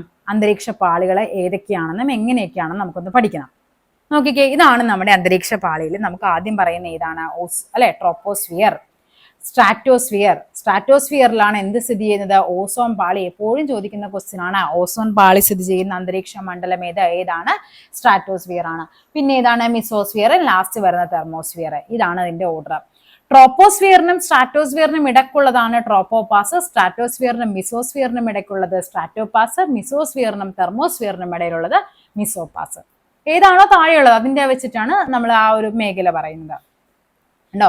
ഇതൊന്നും അറിഞ്ഞിരിക്കണേ. നമ്മുടെ മഴയൊക്കെ നടക്കുന്നത് എവിടെയായിരിക്കും? ട്രോപ്പോസ്ഫിയറിലായിരിക്കും. ഓസോൺ പാളിയും ഈ വിമാനങ്ങളൊക്കെ പോകുന്ന എവിടെയാണ്? സ്ട്രാറ്റോസ്ഫിയറിലാണ്. അതേപോലെ കണ്ട ഉൽക്കകളൊക്കെ വരുന്നത് മിസോസ്ഫിയറിലാണ്. അയണോസ്ഫിയറിലാണ് ഈ അറോറ എന്ന് പറയുന്ന ആ ഒരു പ്രതിഭാസമൊക്കെ കാണപ്പെടുന്നത് തെർമോസ്ഫിയറിലാണ്. ഓക്കെ ആണല്ലോ. ഇനി നമുക്ക് ഓരോന്നും കൂടി പഠിച്ചു വെക്കാം. ട്രോപ്പോസ്ഫിയർ നോക്കിക്കേ, ഭൂമിയോട് ചേർന്ന് സ്ഥിതി ചെയ്യുന്ന അന്തരീക്ഷ മണ്ഡലമാണ്. ഏകദേശം 13 കിലോമീറ്റർ ആണ്. മധ്യരേഖാ പ്രദേശ വായു ചൂടുപിടിച്ച് ഉയരങ്ങളിലേക്ക് വ്യാപിക്കുന്നതിനാൽ ട്രോപ്പോസ്ഫിയറിന് കൂടുതൽ ഉയരമുണ്ട്. മേഘരൂപീകരണം, മഴ, മഞ്ഞ്, കാറ്റ്, ഇടിമിന്നൽ തുടങ്ങിയ അന്തരീക്ഷ പ്രതിഭാസങ്ങളെല്ലാം എവിടെയാണ്? ട്രോപ്പോസ്ഫിയറിലാണ് നടക്കുന്നത്.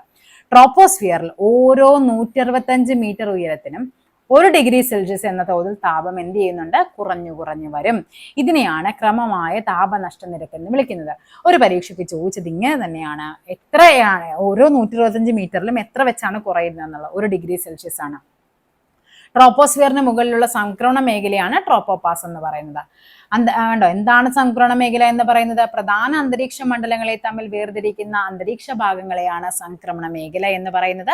ട്രോപ്പോസ്ഫിയർ, സ്ട്രാറ്റോസ്ഫിയർ, മിസോസ്ഫിയർ, തെർമോസ്ഫിയർ എന്നീ മേഖലകൾക്കിടയിൽ യഥാക്രമം ട്രോപ്പോപാസ്, സ്ട്രാറ്റോപാസ്, മിസോപാസ് എന്നീ സംക്രമണ മേഖലകളുണ്ട്. നമ്മളോട് ചോദിച്ചത് ട്രോപ്പോസ്ഫിയർ അല്ലായിരുന്നു. ഏതാണ് ട്രോപ്പോസ്ഫിയർ? അപ്പൊ എന്താണ്? ഓരോ ഈ പാളിയിൽ ഊഷ്മാവ് 125 മീറ്ററിന് 1 ഡിഗ്രി സെൽഷ്യസ് എന്ന മുകളിലോട്ട് പോകും തോറും കുറഞ്ഞു വരുന്നു. ശരിയാണ്. അന്തരീക്ഷത്തിന് ഏറ്റവും താഴെയുള്ള പാളിയാണ്. ഉയരം 15 മുതൽ 50 കിലോമീറ്റർ വരെ. ഈ മേഖലയിലാണ് ഓസോൺ പാളി. ഈ ഓസോൺ പാളി നമുക്കറിയാം സ്ട്രാറ്റോസ്ഫിയർ. നമ്മൾ പഠിക്കുന്ന ഏതൊരാളും ബേസിക് ആയിട്ട് പഠിക്കുന്നതാണ് ഓസോൺ പാളി സ്ഥിതി ചെയ്യുന്നത് സ്ട്രാറ്റോസ്ഫിയറിലാണെന്നുള്ളത്. 4 തെറ്റാന്നറിയാം. നോക്കിക്കേ, ഇതെല്ലാം അങ്ങ് ക്യാൻസൽ ചെയ്ത് ഓപ്ഷൻ എന്താണ്? ഓപ്ഷൻ ബി ആണ് നമുക്ക് ആൻസർ ആയിട്ട് വരേണ്ടത്. ഇനി നമുക്ക് അടുത്ത് നോക്കാം സ്ട്രാറ്റോസ്ഫിയർ. ട്രോപ്പോസ്ഫിയറിൽ തുടങ്ങി ഏകദേശം 50 കിലോമീറ്റർ വരെ, കണ്ടോ, ഏകദേശം 50 കിലോമീറ്റർ വരെ എന്താണ്? സ്ട്രാറ്റോസ്ഫിയർ ആണ്. സ്ട്രാറ്റോസ്ഫിയറിന്റെ താഴ്ന്ന വിധാനങ്ങളിൽ ഉയരം കൂടുന്നതിനനുസരിച്ച് താപനിലയിൽ മാറ്റം അനുഭവപ്പെടുന്നില്ല. ഈ ഇതിനെയാണ് സമതാപ മേഖല എന്നറിയപ്പെടുന്നത്. ഓസോൺ പാളി ഹാനികരങ്ങളായ അൾട്രാവയലറ്റ് കിരണങ്ങളെ ആഗിരണം ചെയ്ത് ഭൂമിയിലെത്താതെ നിയന്ത്രിക്കുന്നു. തെളിഞ്ഞ അന്തരീക്ഷ സ്ഥിതിയും വായു അറകളുടെ സാന്നിധ്യവും കൊണ്ട് ജെറ്റ് വിമാനങ്ങൾ അപ്പൊ എവിടെ കൂടിയാണ് പോകുന്നത്? സ്ട്രാറ്റോസ്ഫിയറിലാണ്. സ്ട്രാറ്റോസ്ഫിയറിന് മുകളിലുള്ള സംക്രമണ മേഖല എന്തായിരിക്കും? സ്ട്രാറ്റോപാസ് ആയിരിക്കും. നെക്സ്റ്റ് മിസോസ്ഫിയർ ആണ് പറയുന്നത്. ഭൂമിയിൽ നിന്ന് 50 to 80 ആണ്. ഉയരത്തിനനുസരിച്ച് താപം കുറഞ്ഞു വരുന്നു. അന്തരീക്ഷത്തിലെ ഏറ്റവും കുറഞ്ഞ താപനില എവിടെയാണ്? മിസോപാസിലാണ്. അന്തരീക്ഷത്തിലെ ഏറ്റവും കുറഞ്ഞ താപനില അനുഭവപ്പെടുന്ന മേഖലയാണ് എന്ത്? മിസോപാസ്. ഉൽക്കകൾ മിസോസ്ഫിയറിൽ പ്രവേശിക്കുന്നതിലൂടെ ഘർഷണത്താൽ കത്തിച്ചാരമാകുന്നു. മിസോസ്ഫിയറിന് മുകളിലുള്ളതാണ് മിസോപാസ് എന്നറിയപ്പെടുന്നത്. നെക്സ്റ്റ് വരുന്നത് തെർമോസ്ഫിയർ ആണ്. ഏകദേശം 80 മുതൽ 600 കിലോമീറ്റർ വരെ ഉയരത്തിലാണ്. ഉയരം കൂടുന്തോറും താപനില വർദ്ധിക്കുന്നുണ്ട്. തെർമോസ്ഫിയറിന്റെ താഴ്ന്ന ഭാഗത്തെ അയണോസ്ഫിയർ എന്ന് വിളിക്കുന്നു. അയണോസ്ഫിയർ ആണ് റേഡിയോ പരിപാടികളുടെ ദീർഘദൂര പ്രക്ഷേപണത്തിന് സാധ്യമാക്കുന്നത്. അയണോസ്ഫിയർ എന്താന്ന് നോക്കിക്കേ, അന്തരീക്ഷത്തിന്റെ ഏകദേശം 80 മുതൽ 400 കിലോമീറ്റർ വരെ ഉയരത്തിൽ അൾട്രാ വയലറ്റ്, എക്സ്റേ തുടങ്ങിയ തീവ്ര സൂര്യരശ്മികൾ വാതക തന്മാത്രകളെ അയോണുകളാക്കി മാറ്റുന്നു. ഈ പ്രക്രിയ അയോണീകരണം എന്നും ഈ മണ്ഡലത്തെ അയണോസ്ഫിയർ എന്നും വിളിക്കുന്നു. അയോണുകൾക്ക് വൈദ്യുതിയെ കടത്തിവിടാൻ കഴിയുകയും റേഡിയോ തരംഗങ്ങൾ വൈദ്യകാന്തിക തരംഗങ്ങളായ ഈ മേഖലയിലെ റേഡിയോ തരംഗങ്ങളുടെ ദീർഘദൂര പ്രക്ഷേപണം സാധ്യമാകുന്നുണ്ട്. അയണോസ്ഫിയർ, തെർമോസ്ഫിയർ എല്ലാം മനസ്സിലായല്ലോ എന്തൊക്കെയാണെന്നുള്ളത്. ഈ പോയിന്റുകൾ പഠിക്കണേ. ഓക്കെ അല്ലേ? അപ്പൊ ഇനി നെക്സ്റ്റ് ക്വസ്റ്റ്യൻ നോക്കാം നമുക്ക്. താഴെ തന്നിരിക്കുന്നതിൽ പാരമ്പര്യ ഇതര ഊർജ്ജ സ്രോതസ്സുകൾ, ഇത് ആൻസർ ഉണ്ടായിരുന്നില്ല, ഇത് ക്യാൻസൽ ചെയ്ത ക്വസ്റ്റ്യൻ ആണ്. കൊല്ലം ടു കോട്ടപ്പുറം ഏതാണ്? നാഷണൽ വാട്ടർവേ 3 ആണല്ലേ കൊല്ലം ടു കോട്ടപ്പുറം എന്ന് പറയുന്നത്. ഇനി നമുക്ക് എന്ത് ചെയ്യാം, അതിന്റെ ഡീറ്റെയിൽ ആയിട്ട് പഠിക്കാം. പാരമ്പര്യ ഊർജ്ജ സ്രോതസ് എന്ന് പറയുമ്പോൾ എന്തായിരിക്കും വരേണ്ടത് അല്ലെ? വളരെ കാലമായി ഉപയോഗത്തിലിരിക്കുന്ന പുനഃസ്ഥാപിക്കപ്പെടാത്ത അതായത് പുതുക്കാൻ നമുക്ക് പറ്റത്തില്ല, അങ്ങനെയുള്ളതിനെയാണ് പാരമ്പര്യം എന്ന് പറയുന്നത്. പാരമ്പര്യമായിട്ട് നമുക്ക് കിട്ടിയതാണ്. എന്തൊക്കെയാണ്? കൽക്കരി, ഇന്ധന എണ്ണ, പെട്രോളിയം, പ്രകൃതിവാതകമൊക്കെ പാരമ്പര്യമാണ്. നമുക്ക് പെട്ടെന്ന് ഒരു ദിവസം ഉണ്ടാക്കിയെടുക്കാനൊന്നും പറ്റത്തില്ല അല്ലെ? ഇനി എന്താണ്? ഇത്തരം ഊർജ്ജ സ്രോതസ്സുകൾ ഭൂമിയിൽ രൂപം കൊള്ളാൻ ഏകദേശം 300 മുതൽ 600 വരെ ദശലക്ഷം വർഷങ്ങൾ എടുക്കും. ലോകത്തിലെ മൊത്തം വാണിജ്യ അടിസ്ഥാനത്തിലുള്ള ഊർജ്ജ ആവശ്യങ്ങളുടെ 85% ഇപ്പോഴും നിറവേറ്റുന്ന എന്ത് വഴിയാണ്? ഈ പറയുന്ന പാരമ്പര്യ ഊർജ്ജ സ്രോതസ്സുകൾ വഴിയാണ്. ഇത്തരം ഇന്ധനങ്ങൾ കത്തിക്കുന്നത് പരിസ്ഥിതി മലിനീകരണത്തിനും കാലാവസ്ഥാ വ്യതിയാനങ്ങൾക്കും കാരണമാകുന്നുണ്ട്. ഇനി പറയുന്ന പാരമ്പര്യ ഇതരമാണ്. എന്താണ്? പുനഃസ്ഥാപിക്കാൻ ശേഷിയുള്ളതാണ്. അതായത് നമ്മൾ എത്ര ഉപയോഗിച്ചാലും എന്താണ്, ഇവ തീരില്ല. സൗരോർജ്ജം, നമ്മൾ കുറെ സോളാർ എടുത്തെന്നും പറഞ്ഞ് പെട്ടെന്ന് സോളാർ തീർന്നു പോകും ഇല്ല. സൂര്യനുള്ളിടത്തോളം കാലം നമുക്ക് എന്ത് കിട്ടും? സൗരോർജ്ജം ലഭിക്കും. കാറ്റിൽ നിന്നുള്ള ഊർജ്ജം, തിരമാലയിൽ നിന്നുള്ള ഊർജ്ജം, ജിയോ തെർമൽ, ഇതെല്ലാം എന്താണ്? പാരമ്പര്യ ഇതരമാണ്. പരിസ്ഥിതിക്ക് മലിനീകരണം ഉണ്ടാക്കാത്തതാണ് അല്ലെ? അവയാണ് എന്ത് പറയുന്നത്? നിതാന്ത അഥവാ അക്ഷയ അഥവാ വറ്റാത്ത ഊർജ്ജ സ്രോതസ്സുകൾ എന്ന് പറയുന്നത്. ഓക്കെ, നെക്സ്റ്റ് നോക്കാം. മൺസൂൺ വനങ്ങൾ എന്നറിയപ്പെടുന്ന ഇന്ത്യയിലെ ഏറ്റവും വ്യാപകമായ വനങ്ങൾ ഏതാണ്? മൺസൂൺ വനങ്ങൾ എന്നറിയപ്പെടുന്നത് ഉഷ്ണമേഖല ഇലപൊഴിയും വനങ്ങളാണ്. ബംഗാളിലും ആസാമിലും വൈകുന്നേരങ്ങളിൽ രൂപപ്പെടുന്ന ശക്തമായ ഇടിമിന്നലോടുകൂടിയ കൊടുങ്കാറ്റ് അറിയപ്പെടുന്ന പേരാണെന്ത്? നോർവെസ്റ്റർ. ഭൗമാന്തരീക്ഷ പരിണാമ പ്രക്രിയയിൽ ഉൾപ്പെടാത്തത് സൗരവാദം, വേർതിരിക്കൽ, വാതകമോചനം, പ്രകാശസംശ്ലേഷണം. ഇത് ഞാൻ നമ്മുടെ വേൾഡ് ജോഗ്രഫിയുടെ ക്ലാസ്സിൽ എക്സ്പ്ലെയിൻ ചെയ്ത് പറയുന്നുണ്ട്. ഈ വേർതിരിക്കൽ, ഡിഫറൻസിയേഷൻ എന്ന് പറയുന്നത് ശരിക്കും ശിലകളുമായിട്ട് ബന്ധപ്പെട്ടതാണ്. ഓക്കെ, ഭൂമിയുടെ അന്തരീക്ഷമായിട്ടല്ലായിരുന്നു. എന്താണ് സൗരവാദം, എന്താണ് വാതകമോചനം, എന്താണ് പ്രകാശസംശ്ലേഷണം എന്നൊക്കെ നമ്മൾ ആ ക്ലാസ്സിൽ പറയുന്നുണ്ട്. അതുകൊണ്ട് ഞാൻ ഡീറ്റെയിൽ ആയിട്ട് പറയുന്നില്ല. ഇവിടുത്തെ ആൻസർ ഇതാണ്. അപ്പൊ ഡിഫറൻസിയേഷൻ ആണ് ഇവിടെ പെടാത്തത്. പ്രസ്താവനകൾ പരിശോധിച്ച് താഴെ തന്നിട്ടുള്ള ഉത്തരങ്ങളിൽ നിന്ന് ഏറ്റവും ശരി. ഭ്രംശ താഴ്വരയിലൂടെ ശിലകൾ തെന്നിമാറുന്നതിനാലാണ് ടെക്ടോണിക് ഭൂകമ്പങ്ങൾ ഉണ്ടാകുന്നത്. ഓക്കെ, ശരിയായ പ്രസ്താവനയാണ്. ആണവരാസ സ്ഫോടനങ്ങൾ മൂലവും ഭൂകമ്പങ്ങൾ ഉണ്ടാകാറുണ്ട്. ഇവിടെ 1ഉം 2ഉം എന്താണ്? ശരിയാണ്. സമുദ്രതട ഭൂപ്രകൃതിയുമായി ബന്ധപ്പെട്ട് താഴെ തന്നിരിക്കുന്ന പ്രസ്താവനകളിൽ ശരിയായത് നോക്കാം നമുക്ക്. വൻകരകളുടെ തീരങ്ങൾക്കും ആഴക്കടൽ തടത്തിനുമിടയിലുള്ള സംക്രമണ മേഖലകളാണ് വൻകര തട്ടെന്ന് പറയുന്നത്. ശരിയാണ്. സമുദ്രാന്തർ പർവ്വതനിരകൾക്കും വൻകരകളുടെ അതിരുകൾക്കും ഇടയിലെ വിശാലമായ സമതലങ്ങളാണ് ആഴക്കടൽ സമതലങ്ങൾ. അതും ശരിയാണ്. ഇവിടെ 1ഉം 2ഉം എന്താണ്? ശരിയായ പ്രസ്താവനകളാണ്. നെക്സ്റ്റ് നോക്കാം. ആഗ്നേയശില എന്ന് പറയുന്നത് ഉണ്ടോ? ആദ്യം നമുക്കൊന്ന് വായിച്ചു നോക്കാം. ഭൂവൽക്കത്തിലെ വിടവുകളിലൂടെ ഉയരുന്ന ഉരുകിയ ശിലാദ്രവം ഭൗമ ഉപരിതലത്തിൽ വെച്ചോ ഭൂവൽക്കത്തിനുള്ളിൽ വെച്ചോ തണുത്തുറഞ്ഞുണ്ടാകുന്നതിനെയാണ് ആഗ്നേയശില. അതുകൊണ്ടാണ് ഇവയെ പ്രാഥമിക ശില എന്ന് പറയുന്നത്. ഗ്രാനൈറ്റും ബസാൾട്ടും എക്സാമ്പിൾസ് ആണ്. ഈ തന്നിരിക്കുന്ന എക്സാമ്പിൾ നിങ്ങൾ പഠിച്ചേ പറ്റുള്ളേ. മറ്റെല്ലാ ശിലകളും ആഗ്നേയ ശിലകൾക്ക് രൂപമാറ്റം സംഭവിച്ച് രൂപം കൊള്ളുന്നതിനാലാണ് ഈ ശിലകൾ എന്തറിയപ്പെടുന്നത്? പ്രാഥമിക ശില എന്നറിയപ്പെടുന്നത്. ചിലപ്പോൾ അങ്ങനെ ചോദിക്കാം, താഴെ തന്നിരിക്കുന്നതിൽ പ്രാഥമിക ശിലയ്ക്ക് ഉദാഹരണം ഏത്, അല്ലെങ്കിൽ ആ പ്രാഥമിക ശില എന്നറിയപ്പെടുന്ന ശില ഏത് എന്ന് പറഞ്ഞ് ചോദിക്കാം. അവസാദ ശില അഥവാ സെഡിമെന്ററി റോക്സ് കാലാന്തരത്തിൽ ശിലകൾക്ക് ക്ഷയിച്ച് പൊടിയുന്നു. ഈ അവസാദങ്ങൾ താഴ്ന്ന പ്രദേശങ്ങളിൽ പാളികളായി നിക്ഷേപിക്കപ്പെടുകയും പിന്നീട് അവ ഉറച്ച് വിവിധതരം അവസാദ ശിലകളായി രൂപപ്പെടുന്നു. ഉദാഹരണമാണ് മണൽക്കല്ലും ചുണ്ണാമ്പും. പാളികളായി രൂപപ്പെടുന്ന ശിലകളായതുകൊണ്ട് തന്നെ അവസാദ ശിലകളെ അറിയപ്പെടുന്ന മറ്റൊരു പേരാണ് എന്താ? അടുക്കുശിലകൾ. നെക്സ്റ്റ് ആണ് കായാന്തരിത ശിലകൾ. ഉയർന്ന മർദ്ദം മൂലമോ താപം മൂലമോ ശിലകൾ എന്താണ്? ഭൗതികമായും രാസപരമായും മാറ്റങ്ങൾക്ക് വിധേയമായാണ് കായാന്തരിത ശിലകൾ ഉണ്ടാകുന്നത്. മാർബിൾ കായാന്തരിതമാണ്, സ്ലേറ്റും കായാന്തരിതമാണ്. മാർബിൾ കായാന്തരിതം പഠിച്ചു വെച്ചു. ഒത്തിരി ക്വസ്റ്റ്യൻ കയറി വരുന്നുണ്ട്. കായാന്തൃത ശിലകളാണ് കേരളത്തിൽ ഏറ്റവും കൂടുതലായി കാണപ്പെടുന്നത്. ഇനി നമുക്കിവിടെ നോക്കാം. തന്നിരിക്കുന്ന ജോഡികളിൽ ശരിയല്ലാത്തതാണ് അല്ലേ നമുക്ക് വേണ്ടത്. ഏതാണ്? ആഗ്നേയശില, ഗ്രാനൈറ്റും ബസാൾട്ടും ആഗ്നേയശിലയാണെന്ന് നമ്മൾ പറഞ്ഞു. അവസാദ ശില, ബസാൾട്ട് തെറ്റാണ്. ബസാൾട്ട് എന്താണ്? അതൊരു ആഗ്നേയശിലയാണ്. കായാന്തൃത ശില മാർബിൾ ആണ്. മാഗ്മയും ലാവയും തണുത്തുറഞ്ഞുണ്ടാകുന്നതിനെയാണ് ആഗ്നേയശില എന്ന് പറയുന്നത്. അപ്പൊ ഇവിടെ ശരിയല്ലാത്തത് ഏതാണ്? ഓപ്ഷൻ 2 ഇത് മാത്രമാണ് ശരിയല്ലാത്തത്. അപരദന ഭൂരൂപങ്ങളുമായി ബന്ധപ്പെട്ട ജോഡികളാണ് താഴെയുള്ളത്. അവയിൽ ശരിയായ ജോഡി ശരിയാണ് നമുക്ക് വേണ്ടത്. ഓക്കെ, നദികളാണ് ഗിരികന്ധരങ്ങൾ സൃഷ്ടിക്കുന്നത്. ശരിയാണ്. ഹിമാനി വെള്ളച്ചാട്ടം, കാറ്റ്, സിംഹോള്, അതേപോലെ തന്നെ ഭൂഗർഭം, ബർക്കൻസ്.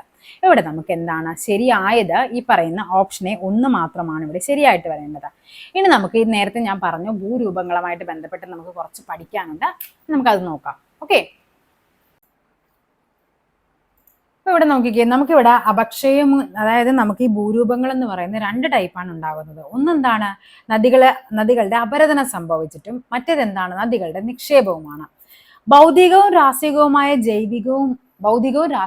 രാസികവും ജൈവികവുമായ അപക്ഷയത്തിലൂടെ ശിലകൾ പൊടിഞ്ഞ് രൂപപ്പെട്ട ശിലാവസ്തുക്കളെ ഒഴുകുന്ന കാറ്റ്, വെള്ളം, തിരമാല, ഹിമാനികൾ മുതലായ ബാഹ്യശക്തികൾ ഒരിടത്ത് നിന്നും മറ്റൊരിടത്തേക്ക് നീക്കിക്കൊണ്ടുപോകുന്ന പ്രക്രിയയാണ് അപരദനം അഥവാ ഇറോഷൻ എന്ന് പറയുന്നത്. ഈ വസ്തുക്കൾ താഴ്ന്ന പ്രദേശങ്ങൾ നിക്ഷേപിക്കപ്പെടുന്നു. അതിനെയാണ് ഡെപ്പോസിഷൻ അഥവാ നിക്ഷേപണം എന്ന് പറയുന്നത്. കണ്ടോ? അപ്പൊ ഈ കാര്യങ്ങൾ കൊണ്ടാണ് നമുക്ക് എന്തുണ്ടാകുന്നത്? ഈ പറയുന്ന ഭൂമിയിൽ പല പല വസ്തുക്കളും നമുക്ക് ഉണ്ടാകുന്നത്. വെള്ളച്ചാട്ടങ്ങൾ ഉണ്ടാകുന്നത്, അതേപോലെ മിയാൻഡേഴ്സ്, ഓക്സ്ബോ ലേക്ക്, അതേപോലെ ഇപ്പൊ നമുക്ക് പഠിക്കാനുണ്ട് അങ്ങോട്ടേക്ക് വരുമ്പോൾ ഭൂഗർഭവുമായിട്ട് ബന്ധപ്പെട്ട് സ്റ്റാലക്മൈറ്റ്സും അങ്ങനത്തെ കുറേ കാര്യങ്ങൾ നമുക്ക് പഠിക്കാനുണ്ട്. അപ്പൊ നമുക്ക് നോക്കാം. നദികളുടെ ആദ്യത്തെ നോക്കാം. നദികളിൽ എങ്ങനെയാണ്? അതിൽ ഏറ്റവും മെയിൻ ആയിട്ട് വരുന്നത് എന്താണ്? ഒരു നദി ഉത്ഭവിക്കുന്ന പ്രദേശത്തെ പ്രഭവസ്ഥാനമെന്നും അവ കടലിലോ മറ്റേതെങ്കിലും ജലാശയത്തിൽ പതിക്കുന്നതിനെ നദീമുഖമെന്നും പറയുന്നുണ്ട്. ഓക്കെ, കണ്ടോ? ഈ പ്രഭവസ്ഥാനം മുതൽ നദീമുഖം വരെ ഇതിന് 3ആയിട്ട് തിരിക്കുന്നുണ്ട്. എന്തൊക്കെയാണ്? ഉപരിഘട്ടം, മധ്യഘട്ടം, കീഴ്ഘട്ടം എന്ന് പറയുന്നത്. നദി ഉത്ഭവിക്കുന്ന സ്ഥലത്ത് നിന്ന് കുത്തനെയുള്ള ചരിവിലൂടെ അതിവേഗത്തിൽ ഒഴുകുന്ന ഭാഗമാണ് ഉപരിഘട്ടം എന്ന് പറയുന്നത്. അപരദന പ്രക്രിയയുടെ തീവ്രത ഇവിടെ വളരെ കൂടുതലായിരിക്കും. നമുക്ക് ഈ ഒരു ഫിഗറിൽ നിന്ന് പഠിക്കാം. ഉപരിഘട്ടം എന്ന് പറയുമ്പോൾ എന്താണ്? കണ്ടോ? നദിയുടെ ഉത്ഭവ പ്രദേശമാണ്. കുത്തനെയുള്ള ചരിവിലൂടെ നദി ഒഴുകുന്നു. ശക്തമായ അപരദന പ്രവർത്തനം. അവിടെ നിക്ഷേപ പ്രവർത്തനം, കാര്യം ഇങ്ങനെ കുത്തനെ കിടക്കുമല്ലോ, അവിടെ നിക്ഷേപണ പ്രവർത്തനങ്ങളും നടക്കില്ല. അവിടെയാണ് താഴ്വരകള്, വെള്ളച്ചാട്ടം തുടങ്ങിയ ഭൂരൂപങ്ങൾ കാണപ്പെടുന്നത്. ഉപരിഘട്ടമാണ്. അതിന് യുവത്വഘട്ടം എന്നും കൂടി പേരുണ്ട്. നെക്സ്റ്റ് മധ്യഘട്ടമാണ്. എന്താണ്?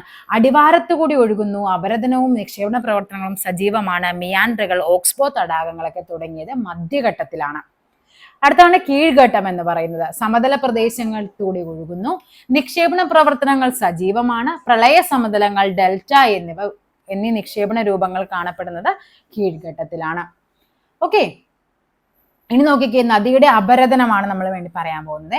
ഒഴുക്കിന്റെ വേഗം, ഒഴുകുന്ന പ്രദേശത്തെ ചരിവ്, ശിലാഘടന എന്നിവ നദിയുടെ അപരദന തീവ്രതയെ ആശ്രയിക്കുന്നുണ്ട്. അല്ലെ? നല്ല സ്പീഡ് ഒഴുകുവാണെങ്കിൽ അവിടെ നല്ല സാധനങ്ങളൊക്കെ വലിച്ചിട്ട് പോകാൻ എളുപ്പമായിരിക്കും. സ്പീഡ് കുറയുന്നതനുസരിച്ച് അവിടുത്തെ അപരദന തീവ്രത എന്തായിരിക്കും? കുറവായിരിക്കും. ഇനി കുത്തനെ കിടക്കുന്ന ഒരു സ്ഥലമാണെങ്കിൽ, ഇവിടെ ഒരു കല്ലിരിക്കുവാണെങ്കിൽ വെള്ളം വരുവാണ്, വെള്ളത്തിനധികം ഫോഴ്സ് ഇല്ലെങ്കിൽ പോലും എന്താണ്? ഈ കല്ലിനെ ഇങ്ങോട്ട് കൊണ്ടുപോരും. അപ്പൊ എന്താണ്? ഈ പറയുന്ന എല്ലാ കാര്യങ്ങളും നമ്മുടെ ഈ നദിയുടെ അപരദനത്തെ സഹായിക്കുന്നതാണ്. നദി ഒഴുക്കിക്കൊണ്ടുപോകൽ, ചരല്, മണല്, ഉരുളൻ കല്ലുകൾ തുടങ്ങിയ ശിലാപദാർത്ഥങ്ങൾ അടിത്തട്ടിലും ഇരുവശങ്ങളിലും ശിലകളിലും ഉരസുന്നത് മൂലം പാറകൾക്ക് തേയ്മാനം ഉണ്ടാകുന്നതും ഇപ്രകാരമുള്ള അപരദനത്തെയാണ് അപഘർഷണം എന്ന് പറയുന്നത്. ഓക്കെ, ഒഴുകുന്ന പ്രദേശത്തെ കഠിനശിലകളെ പോലും മിനുസപ്പെടുത്താൻ ഈ പ്രവർത്തനത്തിലൂടെ കഴിയും. അടുത്ത് നോക്കിയപ്പോ എന്താണെന്ന്? അപരദനം. ഇനി നദീഭൂരൂപങ്ങളിലേക്ക് പോവുകയാണ്. അതിൽ ആദ്യം പറയാനുള്ളത് എന്താണ്? ഒഴുക്കിന്റെ വേഗം വർദ്ധിക്കുന്നതനുസരിച്ച് ശക്തമാകുന്ന അപരദന പ്രക്രിയയുടെ ഫലമായി നദികളുടെ ആഴം വർദ്ധിക്കുന്നു. നദിയുടെ അടിത്തട്ടിൽ അപരദനം തീവ്രമാകുന്നതോടെ താഴ്വരകൾക്ക് പ്രത്യേക രൂപം കൈവരുന്നു. ഇത്തരത്തിൽ രൂപം കൊണ്ട താഴ്വരയുടെ ആകൃതിയാണ് വിരൂപ താഴ്വരകൾ എന്നറിയപ്പെടുന്നത്. വിരൂപ താഴ്വരകൾ. ഇനി വെള്ളച്ചാട്ടം. അപ്പൊ വെള്ളച്ചാട്ടം എന്ന് പറയുന്നത് നദിയുടെ അപരദന ഫലമായിട്ടാണ് എന്ത്? ഉപരിഘട്ടത്തിലാണ് വെള്ളച്ചാട്ടങ്ങൾ രൂപം കൊള്ളുന്നത്. ഇതും ചോദിക്കുന്നതാണ്. വെള്ളച്ചാട്ടം പറഞ്ഞു, ഇപ്പൊ നമ്മൾ വിരൂപ താഴ്വരകൾ പറഞ്ഞു. പിന്നെ എന്താണ് അടുത്തത്? ഉപരിഘട്ടം പിന്നിടുന്നതോടെ നദിയുടെ അടിത്തട്ടിലേക്കുള്ള അപരദന തോത് കുറയുന്നു, എന്നാൽ വശങ്ങളിലേക്കുള്ള അപരദനം ശക്തമാകുന്നു. താരതമ്യേന ചരിവ് കുറഞ്ഞ പ്രദേശത്തോടു കൂടി പോകുന്ന നദിയുടെ ഒഴുക്കിനെയോ അവസാദങ്ങളെയോ ശിലാരൂപങ്ങളെയോ തടസ്സപ്പെടുത്തുമ്പോൾ നദി വളഞ്ഞു ഒഴുകാൻ തുടങ്ങും. ഇത്തരത്തിൽ വളഞ്ഞൊഴുകുന്ന നദീഭാഗമാണ് ഈ കാണുന്നത്. ഇത്തരത്തിലുള്ള നദീമാർഗത്തിൽ കാണപ്പെടുന്ന വളവുകളെയാണ് എന്ത് പറയുന്നത്? വലയങ്ങൾ അഥവാ മിയാൻഡറുകൾ എന്ന് പറയുന്നത്. വലിയ നദികളുടെ മധ്യഘട്ടത്തിലും കീഴ്ഘട്ടത്തിലും എന്തുണ്ടാകാറുണ്ട്? ഈ പറയുന്ന മിയാൻഡറുകൾ ഉണ്ടാകാറുണ്ട്. ഇനി ഈ പറയുന്ന മിയാൻഡറുകളിൽ തന്നെ എന്താണ്? അപരദന നിക്ഷേപണ പ്രവർത്തനങ്ങളുടെ ഫലമായി വലയങ്ങൾക്ക് രൂപമാറ്റം സംഭവിക്കും. കണ്ടോ, ഇങ്ങനെ ഇവിടെ ഡെപ്പോസിറ്റ് ഇതങ്ങ് സെപ്പറേറ്റ് ആയിട്ട് മാറും. തുടർച്ചയായ അപരദന നിക്ഷേപണ പ്രക്രിയകളിലൂടെ വലയങ്ങൾ കൂടുതൽ വളയുകയും തുടർന്ന് നദി നേർഗതി സ്വീകരിക്കുകയും ചെയ്യുന്നു. വളഞ്ഞൊഴുകിയ ഭാഗം നിക്ഷേപണത്തിലൂടെ നദിയുടെ പ്രധാന ഭാഗത്ത് നിന്ന് വേർപെട്ട ഒറ്റപ്പെട്ട തടാകമായിട്ട് മാറും. ഇതിനെയാണ് നമ്മൾ എന്ത് വിളിക്കുന്നത്? ഓക്സ്ബോ ലേക്ക് എന്ന് വിളിക്കുന്നത്. Oxbow lakes. അപ്പോൾ ഓക്സ്ബോ ലേക്ക് നദിയുമായിട്ട് ബന്ധപ്പെട്ടതാണ്. ഇനി പ്രളയ സമതലങ്ങളാണ് പറയുന്നത്. എന്താ നോക്കിക്കേ, മഴക്കാലത്ത് നദികൾ കരകവിഞ്ഞൊഴുകുന്നതും എന്താണ്? നദി ഒഴുകുന്ന ചാലിന്റെ ഇരുകരകളിലേക്കും ഏറെ ദൂരത്തോളം പ്രളയജലം എത്തുന്നുണ്ട്. ഇത്തരം പ്രളയബാധിതമാകുന്ന ഇരുകരകളിലും എക്കൽ നിക്ഷേപങ്ങൾ ഉണ്ടാകും. ഇത്തരം സമതലങ്ങളെ പറയുന്ന പേരാണെന്ത്? പ്രളയ സമതലം എന്ന് പറയുന്നത്. Okay, flood plains. ഇനി നമുക്കിവിടെ പഠിക്കേണ്ടത് അടുത്ത ടോപ്പിക് എന്ന് പറയുന്നത് ഡെൽറ്റകളാണ്. എന്താണ് ഡെൽറ്റ? നമ്മൾ നേരത്തെ ഇപ്പം നമ്മൾ ഹിമാലയൻ നദിയും നദികൾ പറഞ്ഞപ്പോൾ സമയത്ത് നമ്മൾ പറയുന്നുണ്ട് ഉപദ്വീപീയ നദിയും ഡെൽറ്റ രൂപം കൊള്ളുന്നു എന്നുള്ളത്. നദീമുഖത്തോട് അടുക്കുമ്പോൾ നദി വളരെ സാവധാനം ഒഴുകുന്നു.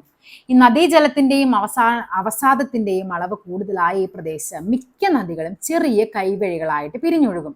അതായത് നമ്മൾ പറഞ്ഞിട്ടുണ്ട് പോഷക നദിയുമുണ്ട് കൈവഴികളുമുണ്ട് അല്ലെ. അതെന്ന് പറഞ്ഞാൽ എന്താണ്? ഒരു നദിയിലേക്ക് വന്നു ചേരുന്ന നദികളെയാണ് നമ്മൾ എന്ത് പറയുന്നത്? പോഷക നദികൾ എന്ന് പറയുന്നത്. ഈ നദി ഇങ്ങനെ ഒഴുകി ഒഴുകി വന്നിട്ട് അത് ഇവിടെ വന്നിട്ട് അതിങ്ങനെ പിരിഞ്ഞു പോകുകയാണെങ്കിൽ അത് എന്താണ്? അത് കൈവഴികളാണ്. നദികൾ ഒഴുക്കിക്കൊണ്ടുവരുന്ന അവസാദങ്ങൾ ഈ കൈവഴികൾക്കിടയിൽ നിക്ഷേപിച്ചുണ്ടാവുന്ന ത്രികോണ സമാനമായ ഇതിനെയാണ് എന്ത് പറയുന്നത്? ഡെൽറ്റകൾ എന്ന് പറയുന്നത്. ഓക്കെ, ഗ്രീക്ക് അക്ഷരമാലയിലെ ഡെൽറ്റ എന്ന അക്ഷരത്തോട് സാമീപ്യം അല്ലെ. നെക്സ്റ്റ് ആണ് ഭൂഗർഭജലമാണ്. ഭൂഗർഭജല രൂപങ്ങൾ എന്തൊക്കെയാന്ന് നോക്കാം. ഭൂമിയിൽ താഴ്ന്നിറങ്ങുന്ന മഴവെള്ളം ചുണ്ണാമ്പ് കല്ല് പോലുള്ള ശിലകളിൽ പതിക്കുമ്പോൾ അവ വളരെ എളുപ്പം ജലത്തിൽ ലയിക്കുന്നു. ആയതിനാൽ ഭൂഗർഭജലത്തിന്റെ അപരദന നിക്ഷേപണ ഭൂരൂപങ്ങൾ മുഖ്യമായും ചുണ്ണാമ്പ് ശിലാപ്രദേശങ്ങളിലാണ് കാണപ്പെടുന്നത്. ഇത്തരം ഭൂസവിശേഷതകളെ പൊതുവെ പറയുന്ന പേരാണെന്ത്? കാസ്റ്റ് ഭൂപ്രകൃതി എന്ന് വിളിക്കുന്നു. നമുക്ക് നോക്കാം എന്തൊക്കെയാന്ന്. നോക്കിക്കേ, ജലവുമായി അലിഞ്ഞു ചേർന്നുണ്ടാകുന്ന ചുണ്ണാമ്പ് മിശ്രിതം ഗുഹയുടെ മേൽക്കൂരയിൽ നിന്ന് താഴേക്ക് തുള്ളി തുള്ളിയായിട്ട് ഇങ്ങനെ വീണുകൊണ്ടിരിക്കും. ഇപ്രകാരം താഴേക്ക് വീഴുന്ന മിശ്രിതത്തിന്റെ കുറച്ചു ഭാഗം ഗുഹയുടെ മേൽഭാഗത്ത് പറ്റിപ്പിടിച്ചിരിക്കും.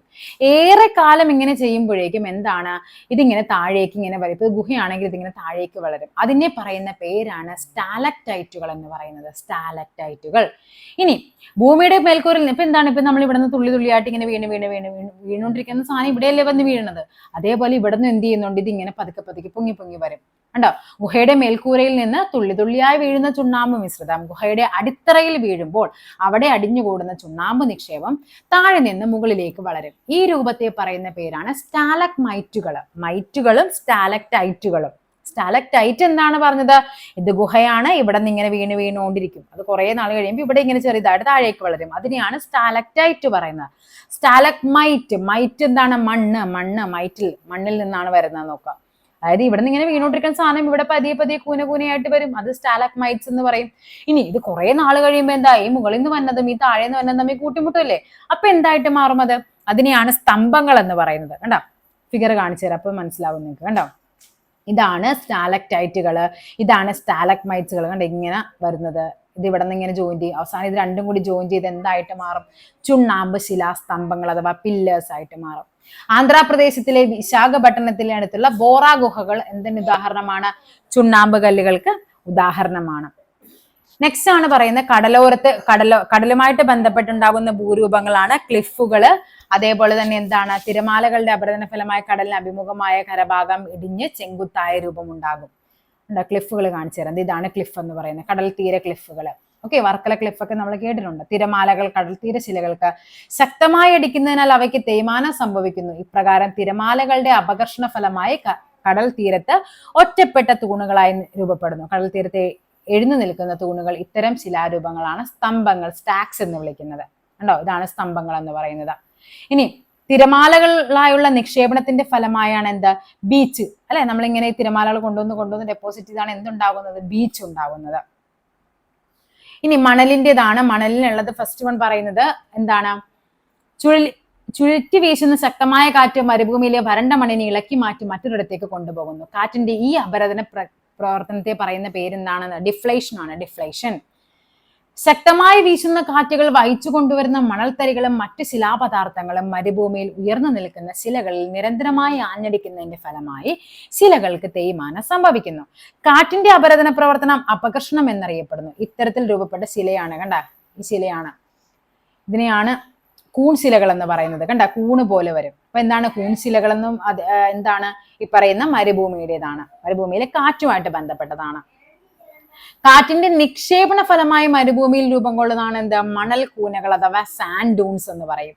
ഇനി ചന്ദ്രക്കലയുടെ ആകൃതിയിൽ കാണപ്പെടുന്ന മണൽ കൂനകളെ പറയുന്ന പേരാണ് ബർക്കൻസുകൾ, ബർക്കനുകൾ എന്ന് പറയും. അപ്പൊ അങ്ങനെ തന്നെ ചോദിക്കാം, ബർക്കനുകൾ എന്തുമായിട്ട് ബന്ധപ്പെട്ടതാണ്, അത് മരുഭൂമിയാണ്, കാറ്റുമായിട്ട് ബന്ധപ്പെട്ടതാണ്.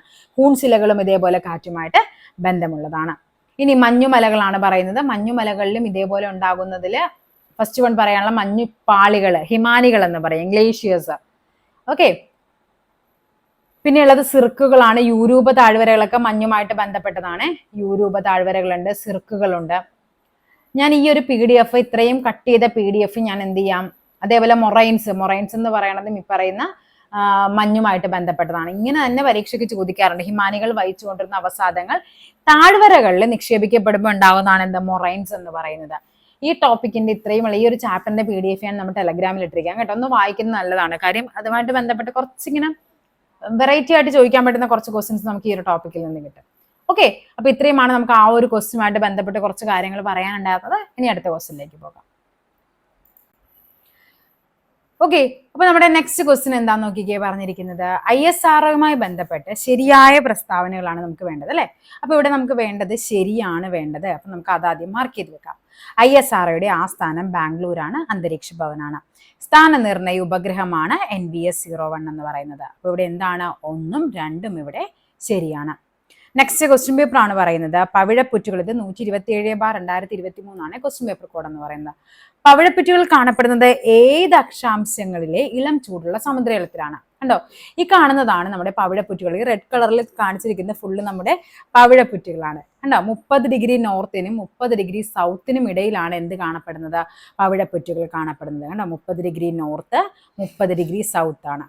ഓക്കെ, അപ്പോൾ അടുത്ത ആൻസർ ഏതാണ്, option A 30° north and 30° south ആണ് ആൻസർ ആയിട്ട് വരണം. ഒന്ന് പഠിച്ചു വെച്ചേക്കണേ, റെയർ ആയിട്ട് കണ്ട ക്വസ്റ്റ്യൻ ആണ്.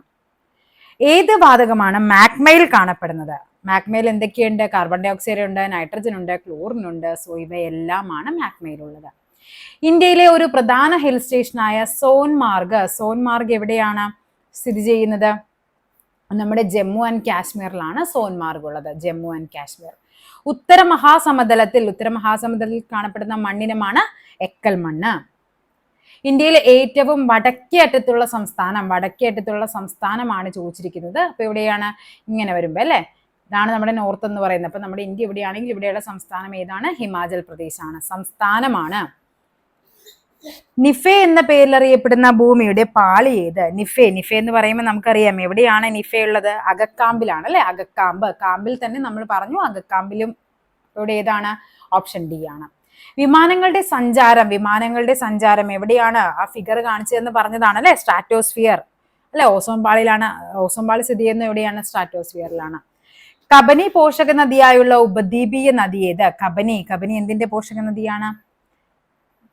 ഓക്കെ, അപ്പൊ ഏതാണ്, കാവേരിയുടെ പോഷക നദിയാണ് കബനി എന്ന് പറയുന്നത്. ഇന്ത്യയിലെ ഏറ്റവും പടിഞ്ഞാറുള്ള തുറമുഖം ഏതാണ്? അത് കാണ്ട്ലയാണ്, കാണ്ട്ല.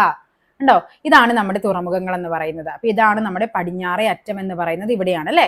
അവിടെ ഏറ്റവും പടിഞ്ഞാററ്റത്തുള്ളത് കാണ്ട്ല. അതിന്റെ ഇപ്പോഴത്തെ പേരെന്താണ്, ദീൻദയാൽ പോർട്ട് എന്നാണ്. പിന്നെ ഏതൊക്കെയുണ്ട്, മുംബൈ പോർട്ട് ഉണ്ട്, ജവഹർലാൽ നെഹ്റു പോർട്ട്, മർമഗോവ, പിന്നെ എന്താണ്, ന്യൂ മാംഗ്ലൂർ, ഇവിടെ കൊച്ചിൻ പോർട്ട് ഉണ്ട്, അതേപോലെ തൂത്തുക്കുടി പോർട്ട്. അതിന്റെ ഇപ്പോഴത്തെ പേരെന്താണ്, VO ചിദംബരം പോർട്ട് എന്നാണ്.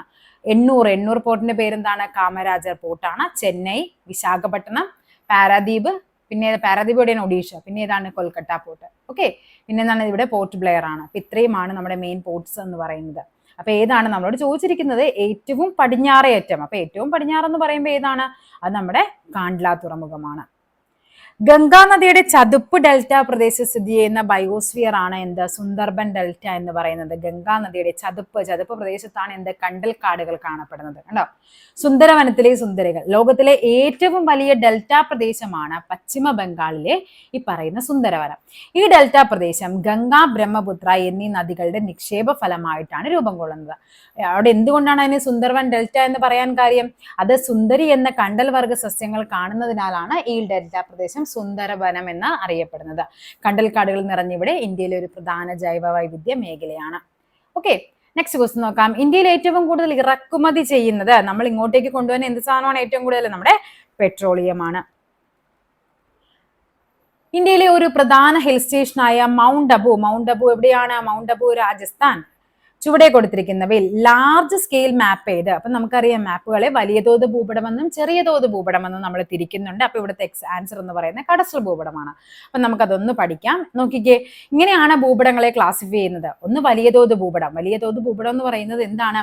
വലിയ പ്രദേശങ്ങളായിരിക്കും. ഉണ്ടോ? Small scale map. അതായത് ഇപ്പൊ നമ്മുടെ അറ്റ്ലസ് എന്ന് പറയുന്നത് എന്താണ്? നമ്മുടെ ഭൂമിയുടെ മൊത്തം ഇപ്പൊ നമ്മുടെ ഇന്ത്യ ഫുള്ള് അല്ലെങ്കിൽ ഒരു വലിയൊരു നമ്മുടെ ചിലപ്പോൾ ഇത്രയും പോർഷൻ ആയിരിക്കും ഒക്കെ ആയിട്ട് തരുന്നത്. അപ്പൊ അതായത് വലിയൊരു പ്രദേശം നമ്മൾ ചെറുതാക്കി കാണിക്കുകയാണ്. ഇവിടെ വലിയ തോത് ഭൂപടം എന്ന് പറയുമ്പോൾ എന്താണ്? അതായത് നമ്മളൊരു ചെറിയ പ്രദേശത്തിന്റെ ഡീറ്റെയിൽ ആയിട്ട് കൊടുക്കുന്നതിനെയാണ് വലിയ തോത് ഭൂപടം എന്ന് പറയുന്നത്. വലിയ തോത് ഭൂപടത്തിന് ഉദാഹരണങ്ങളാണ് കഡസ്ട്രൽ ഭൂപടവും ധരാതലീയ ഭൂപടവും. ചെറിയ തോതാണെങ്കിൽ എന്താണ്? അത് ചുമർ ഭൂപടവും അറ്റ്ലസും ഒക്കെയാണ്. പശ്ചിമഘട്ടവും പൂർവ്വഘട്ടവും സന്ധിക്കുന്ന പ്രദേശമാണ് ഇത് നീലഗിരി. റിപ്പീറ്റഡ് ക്വസ്റ്റ്യൻ ആണ്, ഒത്തിരി തവണ ചോദിക്കുന്ന ക്വസ്റ്റ്യൻ ആണ്. ട്രോപ്പോസ്ഫിയറിൽ ഏറ്റവും കൂടുതൽ കാണപ്പെടുന്ന വാതകം ഏത്? ട്രോപ്പോസ്ഫിയറിൽ ഏറ്റവും കൂടുതൽ കാണപ്പെടുന്ന വാതകം എന്ന് വെച്ചാൽ നമുക്കറിയാം, ട്രോപ്പോസ്ഫിയർ എന്ന് പറയുന്നത് നമ്മുടെ അന്തരീക്ഷമായിട്ട് ഏറ്റവും അടുത്ത് കിടക്കുന്നതാണ് അല്ലെ. അപ്പൊ അവിടെ ഏറ്റവും കൂടുതൽ നമ്മുടെ അന്തരീക്ഷത്തിൽ ഏറ്റവും കൂടുതൽ കാണപ്പെടുന്ന വാതകം ഏതാണ്? അത് നൈട്രജൻ ആണ്. അപ്പൊ അത് തന്നെയാണ് ഇവിടെയും വരുന്നത്. പാൻജിയ എന്ന ആശയം ആദ്യമായി അവതരിപ്പിച്ചത് ആരാണ്? പാൻജിയ, അത് ആൽഫ്രഡ് വെഗ്നർ ആണ്. കേട്ടോ, 1912 നോക്കിക്കേ, ആൽഫ്രഡ് വെഗ്നർ എന്ന ജർമ്മൻ കലാശാസ്ത്രജ്ഞൻ വൻകര വിസ്ഥാപന സിദ്ധാന്തം. അപ്പൊ ചോദിക്കാറുണ്ട്, വൻകര വിസ്ഥാപന സിദ്ധാന്തം ആരുടേതാണ്? ആൽഫ്രഡ് വെഗ്നറുടേതാണ്. ദശലക്ഷക്കണക്കിന് വർഷങ്ങൾക്ക് മുമ്പ് ഇപ്പോഴുള്ള എല്ലാ വൻകരകളും ചേർന്ന് പാൻജിയ എന്ന ബൃഹത് വൻകരയും, പാൻജിയ അപ്പൊ എന്താണ്? വൻകരയാണ്, അതിനെ ചുറ്റി പന്തലാസ എന്ന മഹാസമുദ്രവും നിലനിന്നിരുന്നുവെന്ന് അദ്ദേഹം വാദിച്ചു. പിന്നീട് വൻകര ഉൾക്കൊള്ളുന്ന ഭാഗം സമുദ്ര അടിത്തട്ടിന് മുകളിലൂടെ പതുക്കെ തെന്നിമാറി ദശലക്ഷക്കണക്കിന് വർഷങ്ങൾ കൊണ്ടാണ് ഇപ്പോഴുള്ള വൻകരകൾ രൂപം കൊണ്ടത്. ഇതാണ് ഈ പറയുന്ന വൻകര വിസ്ഥാപന സിദ്ധാന്തം. അതായത് എന്താണ്? ഈ പറയുന്ന എല്ലാ വൻകരകളും കൂടി ഒറ്റ ഇതായിട്ട് ഇരിക്കുമായിരുന്നു. അതിനു ചുറ്റും പന്തലാസ എന്ന് പറയുന്ന എന്താണ്? ഇത് പാൻജിയാണ്, ഇത് പന്തലാസ എന്ന് പറയുന്ന ഒരു സമുദ്രവുമായിരുന്നു. ഇതാണ് പിന്നീട് എന്ത് ചെയ്യുന്നത്? ഇങ്ങനെ മുറിഞ്ഞ് പല സ്ഥലങ്ങളിലേക്കും നീങ്ങി പോയിട്ടാണ് നമ്മുടെ ഇപ്പോൾ കാണുന്നുള്ള ഉണ്ടായെന്നാണ് പറയുന്നത്. അപ്പൊ അതാരാണ്? ആൽഫ്രഡ് വെഗ്നർ ആണ്. അപ്പൊ പാൻജിയ എന്ന ആരാണ്? അത് ആൽഫ്രഡ് വെഗ്നർ. ഉത്തരായന രേഖ കടന്നു പോകാത്ത രാജ്യം ഏത്? ഓക്കെ, അപ്പൊ നമ്മൾ എന്ത് പഠിക്കണം? കാര്യം കടന്നു പോകാത്ത രാജ്യം ഇഷ്ടം പോലെ ഉണ്ട്. അപ്പൊ കടന്നു പോകുന്ന രാജ്യങ്ങൾ പഠിക്കണം. അതെല്ലാം നമുക്ക് പഠിക്കാനായിട്ടുള്ള പോസിബിൾ അല്ല. അപ്പൊ നമ്മൾ എന്ത് ചെയ്യണം? നമുക്ക് അത്യാവശ്യം ഒരു മാപ്പ്, നമ്മൾ ജോഗ്രഫി ഒക്കെ പഠിക്കുമ്പോൾ നമുക്ക് നമ്മുടെ കയ്യിൽ ഒരു മാപ്പ്, നമ്മുടെ ഇന്ത്യയുടെ മാപ്പ്, അതേപോലെ കേരളത്തിന്റെ, പിന്നെ അല്ലെങ്കിൽ ഒരു അറ്റ്ലസ്, അറ്റ്ലീസ്റ്റ് ഒരു അറ്റ്ലസ് എങ്കിലും നമ്മുടെ കയ്യിൽ ഉണ്ടായിരിക്കണം. അപ്പൊ അത്യാവശ്യം എല്ലാ കാര്യങ്ങളും നമുക്ക് നോക്കി പഠിക്കാനായിട്ട് പറ്റും. അപ്പൊ ഇവിടെ എന്താണ്? ഉത്തരായന രേഖ എന്ന് പറയുന്നത് 23 ഡിഗ്രിയാണ്. അത് കടന്നു പോകാത്ത രാജ്യം, ഇന്ത്യ കടന്നു പോകുന്നുണ്ടെന്ന് നമുക്കറിയാം. അപ്പൊ നമുക്ക് ആദ്യം അത് നോക്കാം. ഉണ്ടോ? ഇതാണ് ഉത്തരായന രേഖ കടന്നു പോകുന്ന രാജ്യങ്ങൾ എന്നൊക്കെ പറയുന്നത്. ഉണ്ടോ? ഇവിടെ ഈ കാണുന്നതാണ് ഉത്തരായന രേഖ. 23.5 ട്രോപ്പിക് ഓഫ് ക്യാൻസറിനെയാണ്. അപ്പോൾ ഇവിടെ നോക്കിക്കേ, അത് ഈ രാജ്യങ്ങൾ ഇത്രയും രാജ്യങ്ങളിലൂടെ കടന്നു പോകുന്നുണ്ട്. അപ്പൊ നമുക്ക് നോക്കാം അത്. കണ്ടോ, നോർത്ത് അമേരിക്കയിൽ ഏതൊക്കെയാണ്? ബഹാംസ്, അതേപോലെ മെക്സിക്കോ, പിന്നെ ഈജിപ്ത്, ലിബിയ, ഇത്രയും രാജ്യങ്ങളിലൂടെയാണ് 17 രാജ്യങ്ങളുണ്ട്. 3 കോണ്ടിനെന്റ് ആയിട്ട് 17 രാജ്യങ്ങളിലൂടെയാണ് ഈ ട്രോപ്പിക് ഓഫ് ക്യാൻസർ എന്ത് ചെയ്യുന്നത്? പാസ് ചെയ്യുന്നത്. അതിൽ തായ്വാൻ ഉണ്ട്, ചൈന, നമ്മുടെ ഏഷ്യയിൽ വരുന്നത് തായ്വാൻ, ചൈന, മ്യാൻമാർ, അതേപോലെ തന്നെ പിന്നെ ഏതാണ്? ബംഗ്ലാദേശ് ഉണ്ട്, നമ്മുടെ India, Oman, United Arab Emirates, Saudi Arabia. ഇതൊക്കെയാണ് നമ്മുടെ എന്ത് വരുന്നത്? ഏഷ്യയിൽ വരുന്നത്. അതേപോലെ ഏതൊക്കെ വാട്ടർ ബോഡീസ് ഉണ്ട്? നമ്മുടെ ഇന്ത്യൻ ഓഷൻ ഉണ്ട്, അറ്റ്ലാന്റിക് ഓഷൻ, ഇതൊക്കെയാണ് കവർ ചെയ്യുന്നത്. ഓക്കെ, ഇനിയിപ്പോ നമുക്ക് ഇതൊരു ലോജിക്കായിട്ട് കണ്ടുപിടിക്കാൻ പറഞ്ഞാൽ നമുക്ക് മാപ്പിൽ അത്യാവശ്യം ഒരു ഐഡിയ ഉണ്ടെങ്കിൽ, ന്യൂസിലാൻഡ് എന്ന് പറയുന്നത് ഇവിടെ കിടക്കുന്ന സ്ഥലമാണ്. ട്രോപ്പിക് ഓഫ് ക്യാൻസർ എന്ന് പറയുന്നത് ഇതാണ്. അപ്പൊ അതൊരു ഐഡിയ ഉണ്ടെങ്കിൽ തന്നെ നമുക്ക് അറിയാൻ പറ്റും ന്യൂസിലാൻഡ് അല്ല എന്നുള്ളത്. അപ്പൊ ഇവിടുത്തെ ആൻസർ ഏതായിരുന്നു? ഓപ്ഷൻ ഡി, ന്യൂസിലാൻഡ് ആണ്. ഓക്കെ, അപ്പൊ ഇനി നെക്സ്റ്റ് നമുക്ക് നോക്കാം. പക്ഷികളുടെ തൂവൽ പോലെ കാഴ്ചയിൽ തോന്നിക്കുന്ന മേഘമേതെന്നാ ചോദിച്ചിരിക്കുന്നത്. ഏതാണ് പക്ഷികളുടെ തൂവൽ പോലെ കാണപ്പെടുന്നത്? അത് സിറസ് മേഘമാണ്. അപ്പൊ നമുക്ക് അതൊന്ന് പഠിച്ചിട്ട് വരാം. ഉണ്ടോ? സിറസ് മേഘങ്ങൾ തെളിഞ്ഞ ദിനാന്തരീക്ഷത്തിൽ വളരെ ഉയരത്തിൽ എന്താണ് നേർത്ത തൂവൽ കെട്ടുകൾ പോലെ കാണപ്പെടുന്നു. കണ്ടോ? ഇങ്ങനെ കാണുന്നതിനെയാണ് സിറസ് മേഘം എന്ന് പറയുന്നത്. സ്ട്രാറ്റസ് മേഘം എന്താണ്? താഴ്ന്ന വിധാനങ്ങളിൽ കനത്ത പാളിയായിട്ട് കാണപ്പെടുന്നതാണ് എന്ത്? സ്ട്രാറ്റസ് മേഘം എന്ന് പറയുന്നത്. കനത്ത പാളി. ക്യുമുലസ് ആണെങ്കിൽ എന്താണ്? ക്യുമുലസ് ആകുമ്പോൾ ഉയർന്ന സംവഹന പ്രവാഹ ഫലമായി രൂപം കൊള്ളുന്ന തൂവൽ കെട്ടുകൾ പോലെ ഈ മേഘങ്ങൾ ലംബദിശയിൽ കൂടുതൽ വ്യാപിച്ചിരിക്കുന്നു. ഉണ്ടോ? ഇതാണ് അതിന്റെ ക്യുമുലസ് മേഘം എന്ന് പറയുന്നത്. നെക്സ്റ്റ് എന്താണ്? നിംബസ്. നിംബസ് എന്ന് പറഞ്ഞപ്പോൾ എന്താണ്? താഴ്ന്ന വിധാനത്തിൽ കാണുന്ന ഇരുണ്ട മഴമേഘങ്ങളെ പറയുന്ന പേരാണ് എന്ത്? നിംബസ് എന്ന് പറയുന്നത്. ജലഗണികകൾ സാന്ദ്രം ആയതിനാൽ ഇത് സൂര്യപ്രകാശത്തെ കടത്തിവിടാതെ ഇരുണ്ട നിറത്തിൽ കാണപ്പെടുന്നു. ഉണ്ടോ? അതേപോലെ തന്നെ എന്താണ്? മുകളിൽ സൂചിപ്പിച്ച മേഘങ്ങൾ സ്വതന്ത്രമായിട്ടല്ല പൊതുവെ കാണപ്പെടുന്ന വിവിധ തരം മേഘങ്ങൾ കൂടിച്ചേർന്ന്, അതായത് ക്യുമുലസും നിംബസും കൂടി കൂടിച്ചേരുമ്പോൾ എന്തുണ്ടാകും? കുമുലോ നിംബസ് മേഘങ്ങൾ ഉണ്ടാകും. അപ്പൊ എന്തൊക്കെയാണ്? സിറസ് എന്ന് പറയുമ്പോൾ ഇങ്ങനെ നീളത്തിൽ കാണുന്ന തൂവൽ കെട്ടുകൾ പോലെ കാണപ്പെടും. സ്ട്രാറ്റസ് എന്ന് പറയുമ്പോൾ എന്താണ്? കനത്ത പാളികളായിട്ട് കാണപ്പെടും. ക്യുമുലസ് എന്ന് പറയുന്നത് എന്താണ്? ഈ പറയുന്ന കണ്ടോ ഇങ്ങനെ കട്ട് ചെയ്ത വലിയ പഞ്ഞിക്കെട്ട് പോലെ തൂവൽ കെട്ടുകൾ പോലെ കാണപ്പെടുന്നതാണ് ക്യുമുലസ് എന്ന് പറയുന്നത്. നിംബസ് ആണെങ്കിൽ അത് മഴമേഘങ്ങളാണ്. പശ്ചിമഘട്ടവും പൂർവ്വഘട്ടവും സന്ധിക്കുന്ന സ്ഥലമാണ് നീലഗിരി. സർവേ ഓഫ് ഇന്ത്യയുടെ ആസ്ഥാനം ഡെറാഡൂൺ. നമ്മൾ ആദ്യം തന്നെ ആ പിക്ചറിൽ പറഞ്ഞു തന്നാണ് അല്ലെ. ശൈത്യകാലത്ത് ഏറ്റവും കുറഞ്ഞ താപനിലയും ഉഷ്ണകാലത്ത് ഏറ്റവും കൂടിയ താപനിലയും രേഖപ്പെടുത്തിയ ചുരു ഏത് സംസ്ഥാനത്താണ്? ചുരു രാജസ്ഥാനിലാണ്. രാജസ്ഥാൻ. ഇന്ത്യയുടെ ബ്രെഡ് ബാസ്ക്കറ്റ് എന്ന ബഹുമതി നേടിയ സംസ്ഥാനമാണ് പഞ്ചാബ്. ഭൂകമ്പ തരംഗങ്ങളുടെ ഉത്ഭവസ്ഥാനം എവിടെയായിരിക്കും? ഉത്ഭവസ്ഥാനം അത് ഭൂകമ്പ നാഭിയാണ്. ഇതെല്ലാം നമ്മൾ വേൾഡ് ഹിസ്റ്ററിയിൽ ക്ലാസ്സിൽ എക്സ്പ്ലെയിൻ ചെയ്തിട്ടുണ്ട്. രൂപ താഴ്വരകൾ സൃഷ്ടിക്കപ്പെടുന്ന നദിയുടെ ഏത് ഘട്ടത്തിൽ വെച്ചാണ്? യുവത്ഥഘട്ടം. ഉണ്ടോ? അതൊക്കെ നമ്മൾ ആ ക്ലാസ്സിൽ പറയുന്നുണ്ട്. താഴെ കൊടുത്തിരിക്കുന്ന ഏറ്റവും ദൃഢമായ ധാതു, ഏറ്റവും ദൃഢമായത് ഏതായിരിക്കും ഇവിടെ? അത് ഡയമണ്ട് ആണ്. ഊഷ്മാവിന്റെയും മഴയുടെയും അടിസ്ഥാനത്തിൽ കാലാവസ്ഥയെ തരംതിരിച്ച് ശാസ്ത്രകാരനാണ് കേപ്പൻ. ആൽഫ്രഡ് കേപ്പൻ, അങ്ങനെ എന്തോ ആണ് അദ്ദേഹത്തിന്റെ പേര്. അപ്പൊ എന്താണ്? ഊഷ്മാവിന്റെയും മഴയുടെയും അടിസ്ഥാനത്തിൽ കാലാവസ്ഥയെ തരംതിരിച്ചതാണ് ആര്? കേപ്പൻ. ചെങ്കുളം ജലവൈദ്യുത പദ്ധതി സ്ഥിതി ചെയ്യുന്നത് എവിടെയാണ്? ചെങ്കുളം ഇടുക്കിയിലാണ് ചെങ്കുളം ജലവൈദ്യുത പദ്ധതി. MC റോഡിന് സമാന്തരമായി ദേശീയപാത അതോറിറ്റി നിർമ്മിക്കുന്ന പുതിയ പാതയുടെ പേരാണ് എന്ത്? ഗ്രീൻഫീൽഡ്. ഓക്കെ. അപ്പൊ MC റോഡിന് സമാന്തരമായിട്ട് ഏതാണ്? ഗ്രീൻഫീൽഡ് ആണ്. ലോകത്തിലെ ആദ്യത്തെ താളിയോല മ്യൂസിയം എവിടെയാണ്? കേരളത്തിലാണ്. കേരളം. ആൻഡമാൻ നിക്കോബാർ ദ്വീപുകൾ, സുന്ദർബൻസ്, മഹാനദി, കൃഷ്ണ, ഗോദാവരി എന്നീ നദികളുടെ പ്രദേശങ്ങൾ ഡാഷ് വനങ്ങൾക്ക് പ്രസിദ്ധമാണ്. ഏതാണ്? ഈ സുന്ദർബൻ എന്നുള്ള ഒറ്റ പേര് കണ്ടാൽ മതി അല്ലെ, നമുക്ക് എന്താണത്? കണ്ടൽ വനങ്ങളാണെന്ന് മനസ്സിലാക്കാൻ. താഴെ കൊടുത്തിരിക്കുന്ന സംസ്ഥാനങ്ങളിൽ ഏറ്റവും കൂടുതൽ നാഗരിക ജനസംഖ്യയുള്ള സംസ്ഥാനം ഏത്? നാഗരികതയുള്ളത് എവിടെയാണ്? മഹാരാഷ്ട്രയാണ്. നഗരങ്ങൾ ഇത് കൂടുതലുള്ളത്. തെളിഞ്ഞ ആകാശമുള്ള രാത്രികളിൽ മേഘാവൃതമായ രാത്രികളേക്കാൾ കൂടുതൽ തണുപ്പ് തോന്നാനുള്ള കാരണം എന്താണ്? അത് ഭൗമതാപ വികിരണമാണ്. ഭൗമതാപ വികിരണം. കേരളത്തെ സംബന്ധിച്ച് താഴെ കൊടുത്തിരിക്കുന്ന വസ്തുതകൾ പരിശോധിച്ച് ശരിയായവ കണ്ടെത്താൻ. ഇന്ത്യയിലെ ഏറ്റവും കൂടിയ ലിംഗാനുപാതമുള്ള സംസ്ഥാനമാണ് ഇന്ത്യയുടെ സിലിക്കൺ വാലി. ഇന്ത്യയുടെ സിലിക്കൺ വാലി എന്നറിയപ്പെടുന്ന ഏതാണ്? അത് ബാംഗ്ലൂർ ആണ് അല്ലെ. ബാംഗ്ലൂർ. അപ്പൊ ഇത് തെറ്റാണ്. 2 തെറ്റാണെന്ന് നോക്കുമ്പോൾ തന്നെ നമുക്ക് കിട്ടിയ ആൻസർ ഏതാണ്? ഓപ്ഷൻ സി 1ഉം 4ഉമാണ് ശരി. ഏറ്റവും കൂടുതൽ സാക്ഷരതയുള്ളതാണ്. കേരളത്തിലെ ഏറ്റവും വലിയ നദി എന്ന് പറയുന്നത് ഏതാണ്? പെരിയാറാണ്. പെരിയാർ, കാവേരി അല്ലേ. ചുവടെ കൊടുത്തിരിക്കുന്നതിൽ ഹരിതഗൃഹവാതകം അല്ലാത്തത് ഏതാണ്? ഇവിടെ ഹരിതഗൃഹവാതകം അല്ലാത്തത് നൈട്രജൻ ആണ്. ഇന്ത്യയുടെ മാനക രേഖാംശം എത്രയാണ്? 82.5 ഡിഗ്രി 30 മിനിറ്റ് ആണ്. കിഴക്ക് രേഖാംശമാണ് ഇന്ത്യയുടെ മാനക രേഖാംശം എന്ന് പറയുന്നത്. ഇന്ത്യയുടെ കിഴക്കേ അറ്റത്തുള്ള സംസ്ഥാനം അത് ഏതാണ്? അരുണാചൽ പ്രദേശ്. നമ്മൾ നേരത്തെ പറഞ്ഞത് വടക്കേ അറ്റം ഏതാണ്? ഹിമാചൽ പ്രദേശ് ആണ്. തെക്കേ അറ്റത്തുള്ള സംസ്ഥാനം ചോദിച്ചാൽ അത് തമിഴ്നാടാണ്. പടിഞ്ഞാറേ അറ്റമാണെങ്കിൽ അത് ഗുജറാത്ത് ആണ്. അറബിക്കടലിൽ സ്ഥിതി ചെയ്യുന്ന ദ്വീപ സമൂഹം ചോദിച്ചു കഴിഞ്ഞാൽ ഏതാണ്? ലക്ഷദ്വീപ്. പശ്ചിമഘട്ടവും പൂർവ്വഘട്ടവും തമ്മിൽ ചേരുന്ന ഭാഗമാണ് നീലഗിരി കുന്നുകൾ. താഴെ പറയുന്നവയിൽ തീരദേശം ഇല്ലാത്ത ഇന്ത്യൻ സംസ്ഥാനം അത് ഏതാണ്? മധ്യപ്രദേശ്. മധ്യപ്രദേശ് നമുക്കറിയാം, അത് മധ്യത്തിലാണല്ലേ കിടക്കുന്നത്. കേരളത്തിൽ പശ്ചിമഘട്ട മലനിരകളിൽ ഉത്ഭവിച്ച കിഴക്കോട്ടൊഴുകുന്ന നദിയാണ്. കേരളത്തിൽ കിഴക്കോട്ടൊഴുകുന്ന നദികൾ 3 ഏതൊക്കെയാണ്? കബനി, ഭവാനി, പാമ്പാർ. അപ്പോൾ ഇവിടെ ഏതാണ് ആൻസർ? കബനി. കേരളത്തിലെ ആദ്യത്തെ നാഷണൽ പാർക്കാണ് ഇരവികുളം നാഷണൽ പാർക്ക്. ഔദ്യോഗിക ഫലം ഏതാണ്? കേരളത്തിന്റെ ഔദ്യോഗിക ഫലം ചക്കയാണ്. കേരളത്തിലെ ഏക കന്റോൺമെന്റ് എന്ന് പറയുന്നത് കണ്ണൂരാണ്. കേരളത്തിന്റെ ജീവരേഖ എന്നറിയപ്പെടുന്നത് പെരിയാറാണ്. മൺസൂൺ കാലത്തിന്റെ ആരംഭത്തിലോ അവസാനത്തിലോ അറബിക്കടലിൽ രൂപം കൊള്ളുന്ന പ്രതിഭാസമാണ് ചാകര. ഉണ്ടോ? മൺസൂൺ കാലത്തിന്റെ ആരംഭത്തിലോ അവസാനത്തിലോ അറബിക്കടലിൽ രൂപം കൊള്ളുന്ന പ്രതിഭാസമാണ് ചാകര. ചെളി അടിഞ്ഞുകൂടി ഉണ്ടാകുന്ന ചിറകളിലെ കലക്കവെള്ളത്തിൽ പ്ലവകങ്ങളും ചെളിയും ഭക്ഷിക്കാൻ ചെമ്മീൻ, മത്തി, അയല മുതലായ മത്സ്യങ്ങൾ കൂട്ടം കൂട്ടമായി എത്തുന്ന പ്രതിഭാസത്തെ പറയുന്ന പേരാണെന്ത്? ചാകര എന്ന് പറയുന്നത്. ഓക്കെ. തെളിഞ്ഞ ദിനാന്തരീക്ഷ സ്ഥിതിയിൽ വളരെ ഉയരങ്ങളിൽ നേർത്ത തൂവൽക്കെട്ടുകൾ പോലെ കാണപ്പെടുന്നത് എന്താണ്? നേർത്ത തൂവൽക്കെട്ടാണെങ്കിൽ അത് ഏതായിരിക്കും? അത് സിറസ് ആണ്.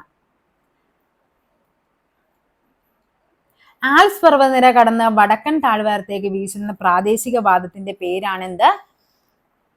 ഫൊന്നാണ് കേട്ടോ. ഫൊൻ. 45D/10 എന്ന ധരാതലീയ ഭൂപടത്തിൽ ഡി എന്ന് പറയുന്നത് എന്താണ്? അത് ഡിഗ്രി ഷീറ്റിനെ സൂചിപ്പിക്കുന്നതാണ് ഡി എന്ന് പറയുന്നത്.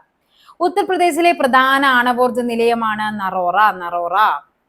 ഏറ്റവും കൂടുതൽ സജീവ അഗ്നിപർവ്വതങ്ങളുള്ളത് ഏത് സമുദ്രത്തിലാണ്? പസഫിക് സമുദ്രം. അവിടെയാണ് നമ്മൾ റിംഗ് ഓഫ് ഫയർ എന്നൊക്കെ പറയുന്നത്.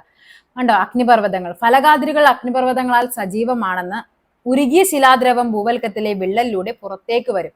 ഫലകചലനങ്ങളുടെ ഫലമായി ഫലകാതിരികളിലെ വിള്ളലുകളുടെ ഉരുകിയ ശിലാദ്രവം പുറത്തേക്ക് വരുന്നതാണ് എന്തെന്ന് പറയുന്നത്? അഗ്നിപർവ്വതം ഉണ്ടാകുന്നത്.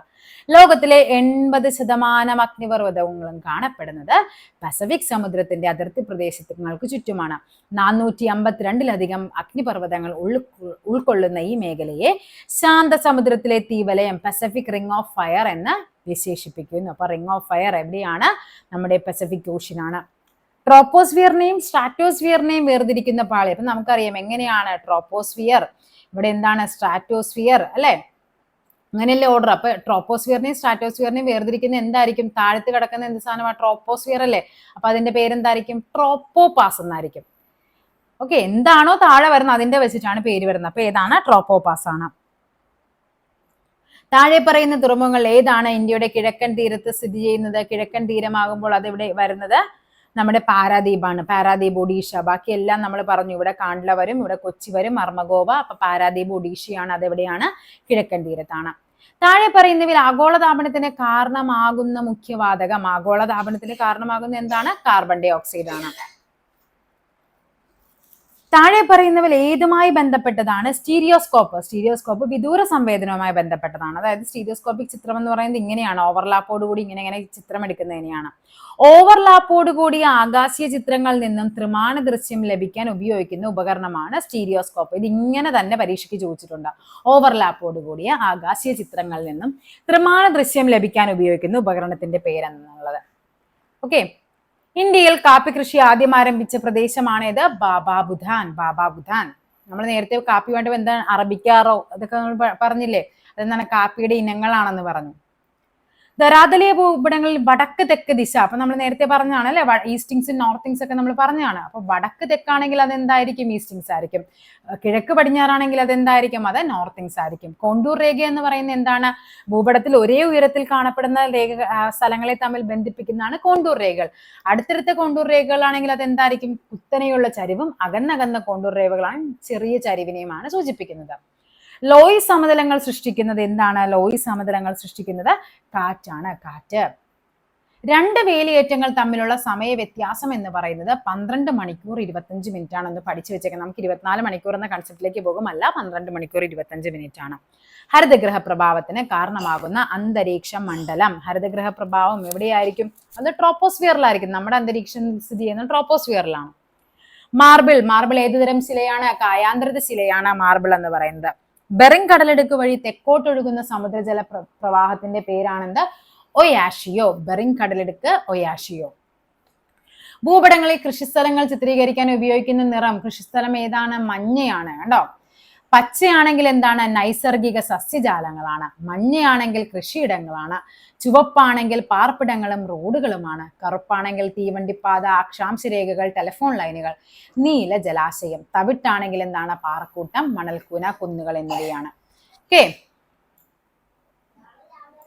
നെക്സ്റ്റ് നോക്കിക്കേ, ടാറിട്ട റോഡ്. കണ്ടോ? ഇങ്ങനെയാണ് ടാറിട്ട റോഡ് കാണിക്കുന്നത്. തീവണ്ടി പാതയുടെയും ഓരോന്നിന്റെയും കാണിക്കുകയാണ്. ഇതാണ് അരുവി, ഇത് നദികളാണ് കാണിക്കുന്നത്. പള്ളികള്, ക്ഷേത്രം, മുസ്ലിം പള്ളി, പാർപ്പിടങ്ങള്, പോസ്റ്റ് ഓഫീസ്, കിണറാണെങ്കിൽ ഇങ്ങനെയാണ് കാണിക്കുന്നത്. പോലീസ് സ്റ്റേഷൻ, കോട്ടകള്, പാലം, കുളം, കുഴൽക്കിണറ്, എല്ലാം നല്ല വ്യക്തമായിട്ട് അവർ പറഞ്ഞിട്ടുണ്ട്. അപ്പൊ നിങ്ങൾക്ക് ഇത്രയും വ്യക്തമായിട്ട് പഠിക്കണം, പച്ച, മഞ്ഞ, ചുവപ്പ്, കറുപ്പ്, നീല, തവിട്ടെന്നുള്ളത്. അപ്പൊ നാഷണൽ വാട്ടർവേ 1 ഏത് നദിയിലാണെന്ന്? നാഷണൽ വാട്ടർവേ 1 എവിടെയാണ്? അത് ഗംഗാ നദിയിലാണ്. ഗംഗ. പുനഃസ്ഥാപിക്കാൻ ശേഷിയുള്ളതും ചെലവ് കുറഞ്ഞതും പരിസ്ഥിതി സൗഹാർദ്ദവുമായ ഊർജ്ജ സ്രോതസ്സാണ്. പുനഃസ്ഥാപിക്കാൻ ശേഷി ഉണ്ടാവണം, എന്താണ്, ചെലവ് കുറഞ്ഞാണ്, പരിസ്ഥിതി സൗഹാർദ്ദമാണ്. ഇവിടെ വായിക്കുമ്പോൾ തന്നെ നമുക്കറിയാം അത് ഏതാണ്? സൗരോർജ്ജമായിരിക്കും. ഭൂമിയുടെ ആൽബദോ എന്നറിയപ്പെടുന്നത് ഭൂമിയിൽ എത്താതെ പ്രതിഫലിച്ചു പോകുന്ന വികിരണമാണ്. ഇത് ശരിക്കും ക്യാൻസൽ ചെയ്തിട്ടുണ്ട്.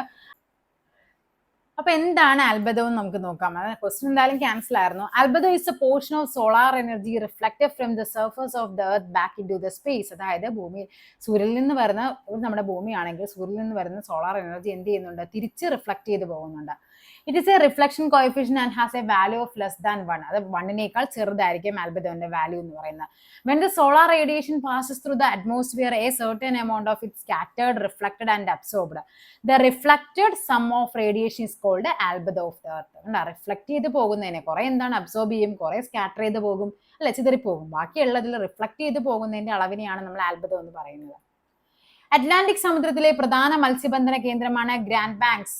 യാസ് എന്ന ഉഷ്ണമേഖലാ ചക്രവാതത്തിന് ആ പേര് നൽകിയത് ആരാണ്? അത് ഒമാൻ ആണ്. ഒമാൻ. താഴെ തന്നിരിക്കുന്നവയിൽ നിന്നും കോണ്ടൂറിന്റെ നിർവചനം കണ്ടെത്തുക. കോണ്ടൂർ ലൈൻസ് എന്താണ്? നമ്മൾ പറഞ്ഞു, ഒരേ ഉയരമുള്ള പ്രദേശങ്ങളെ തമ്മിൽ ബന്ധിപ്പിക്കുന്ന സാങ്കല്പിക രേഖയാണ് എന്താ? കോണ്ടൂർ ലൈൻസ് എന്ന് പറയുന്നത്. ലോകത്തിലെ ഏറ്റവും പുതിയ റിപ്പബ്ലിക് എന്ന് പറയുന്നത് ബാർബഡോസ് ആണ്. Barbados Barbados parts way with a queen and becomes a world's newest republic. 3 വർഷം മുമ്പുള്ള ന്യൂസ് ആണ്. 2022 സംഭവം നടന്നത്. After 396 years, the sun has set on the British monarchy's reign over the Caribbean island of Barbados, with her handover ceremony at midnight on Monday, marking the birth of the world newest republic. അപ്പോൾ ഏതാണ്? Barbados ആണ്. Barbados. Mumbai തുറമുഖത്തിന്റെ തിരക്ക് കുറയ്ക്കാൻ നിർമ്മിക്കപ്പെട്ട തുറമുഖങ്ങളാണ് ഏതൊക്കെ? കാണ്ട്ലയും നവശേവയും. Kandla, നവശേവയാണ്. Okay. ഇന്ത്യയുടെ വടക്കൻ സമതലങ്ങളിൽ കാണപ്പെടുന്ന 3 പ്രധാന മേഖലകളാണ് ബാബർ, ടെറായ്, എക്കൽ സമതലങ്ങൾ. ബാബർ, ടെറായ്, എക്കൽ സമതലങ്ങൾ. താഴെ തന്നിരിക്കുന്നവയിൽ ഏതാണ് അമ്ലമഴയ്ക്ക് കാരണമാകുന്നത്? അമ്ലമഴ എന്ന് പറയുന്നത് എപ്പോഴും എന്തായിരിക്കും?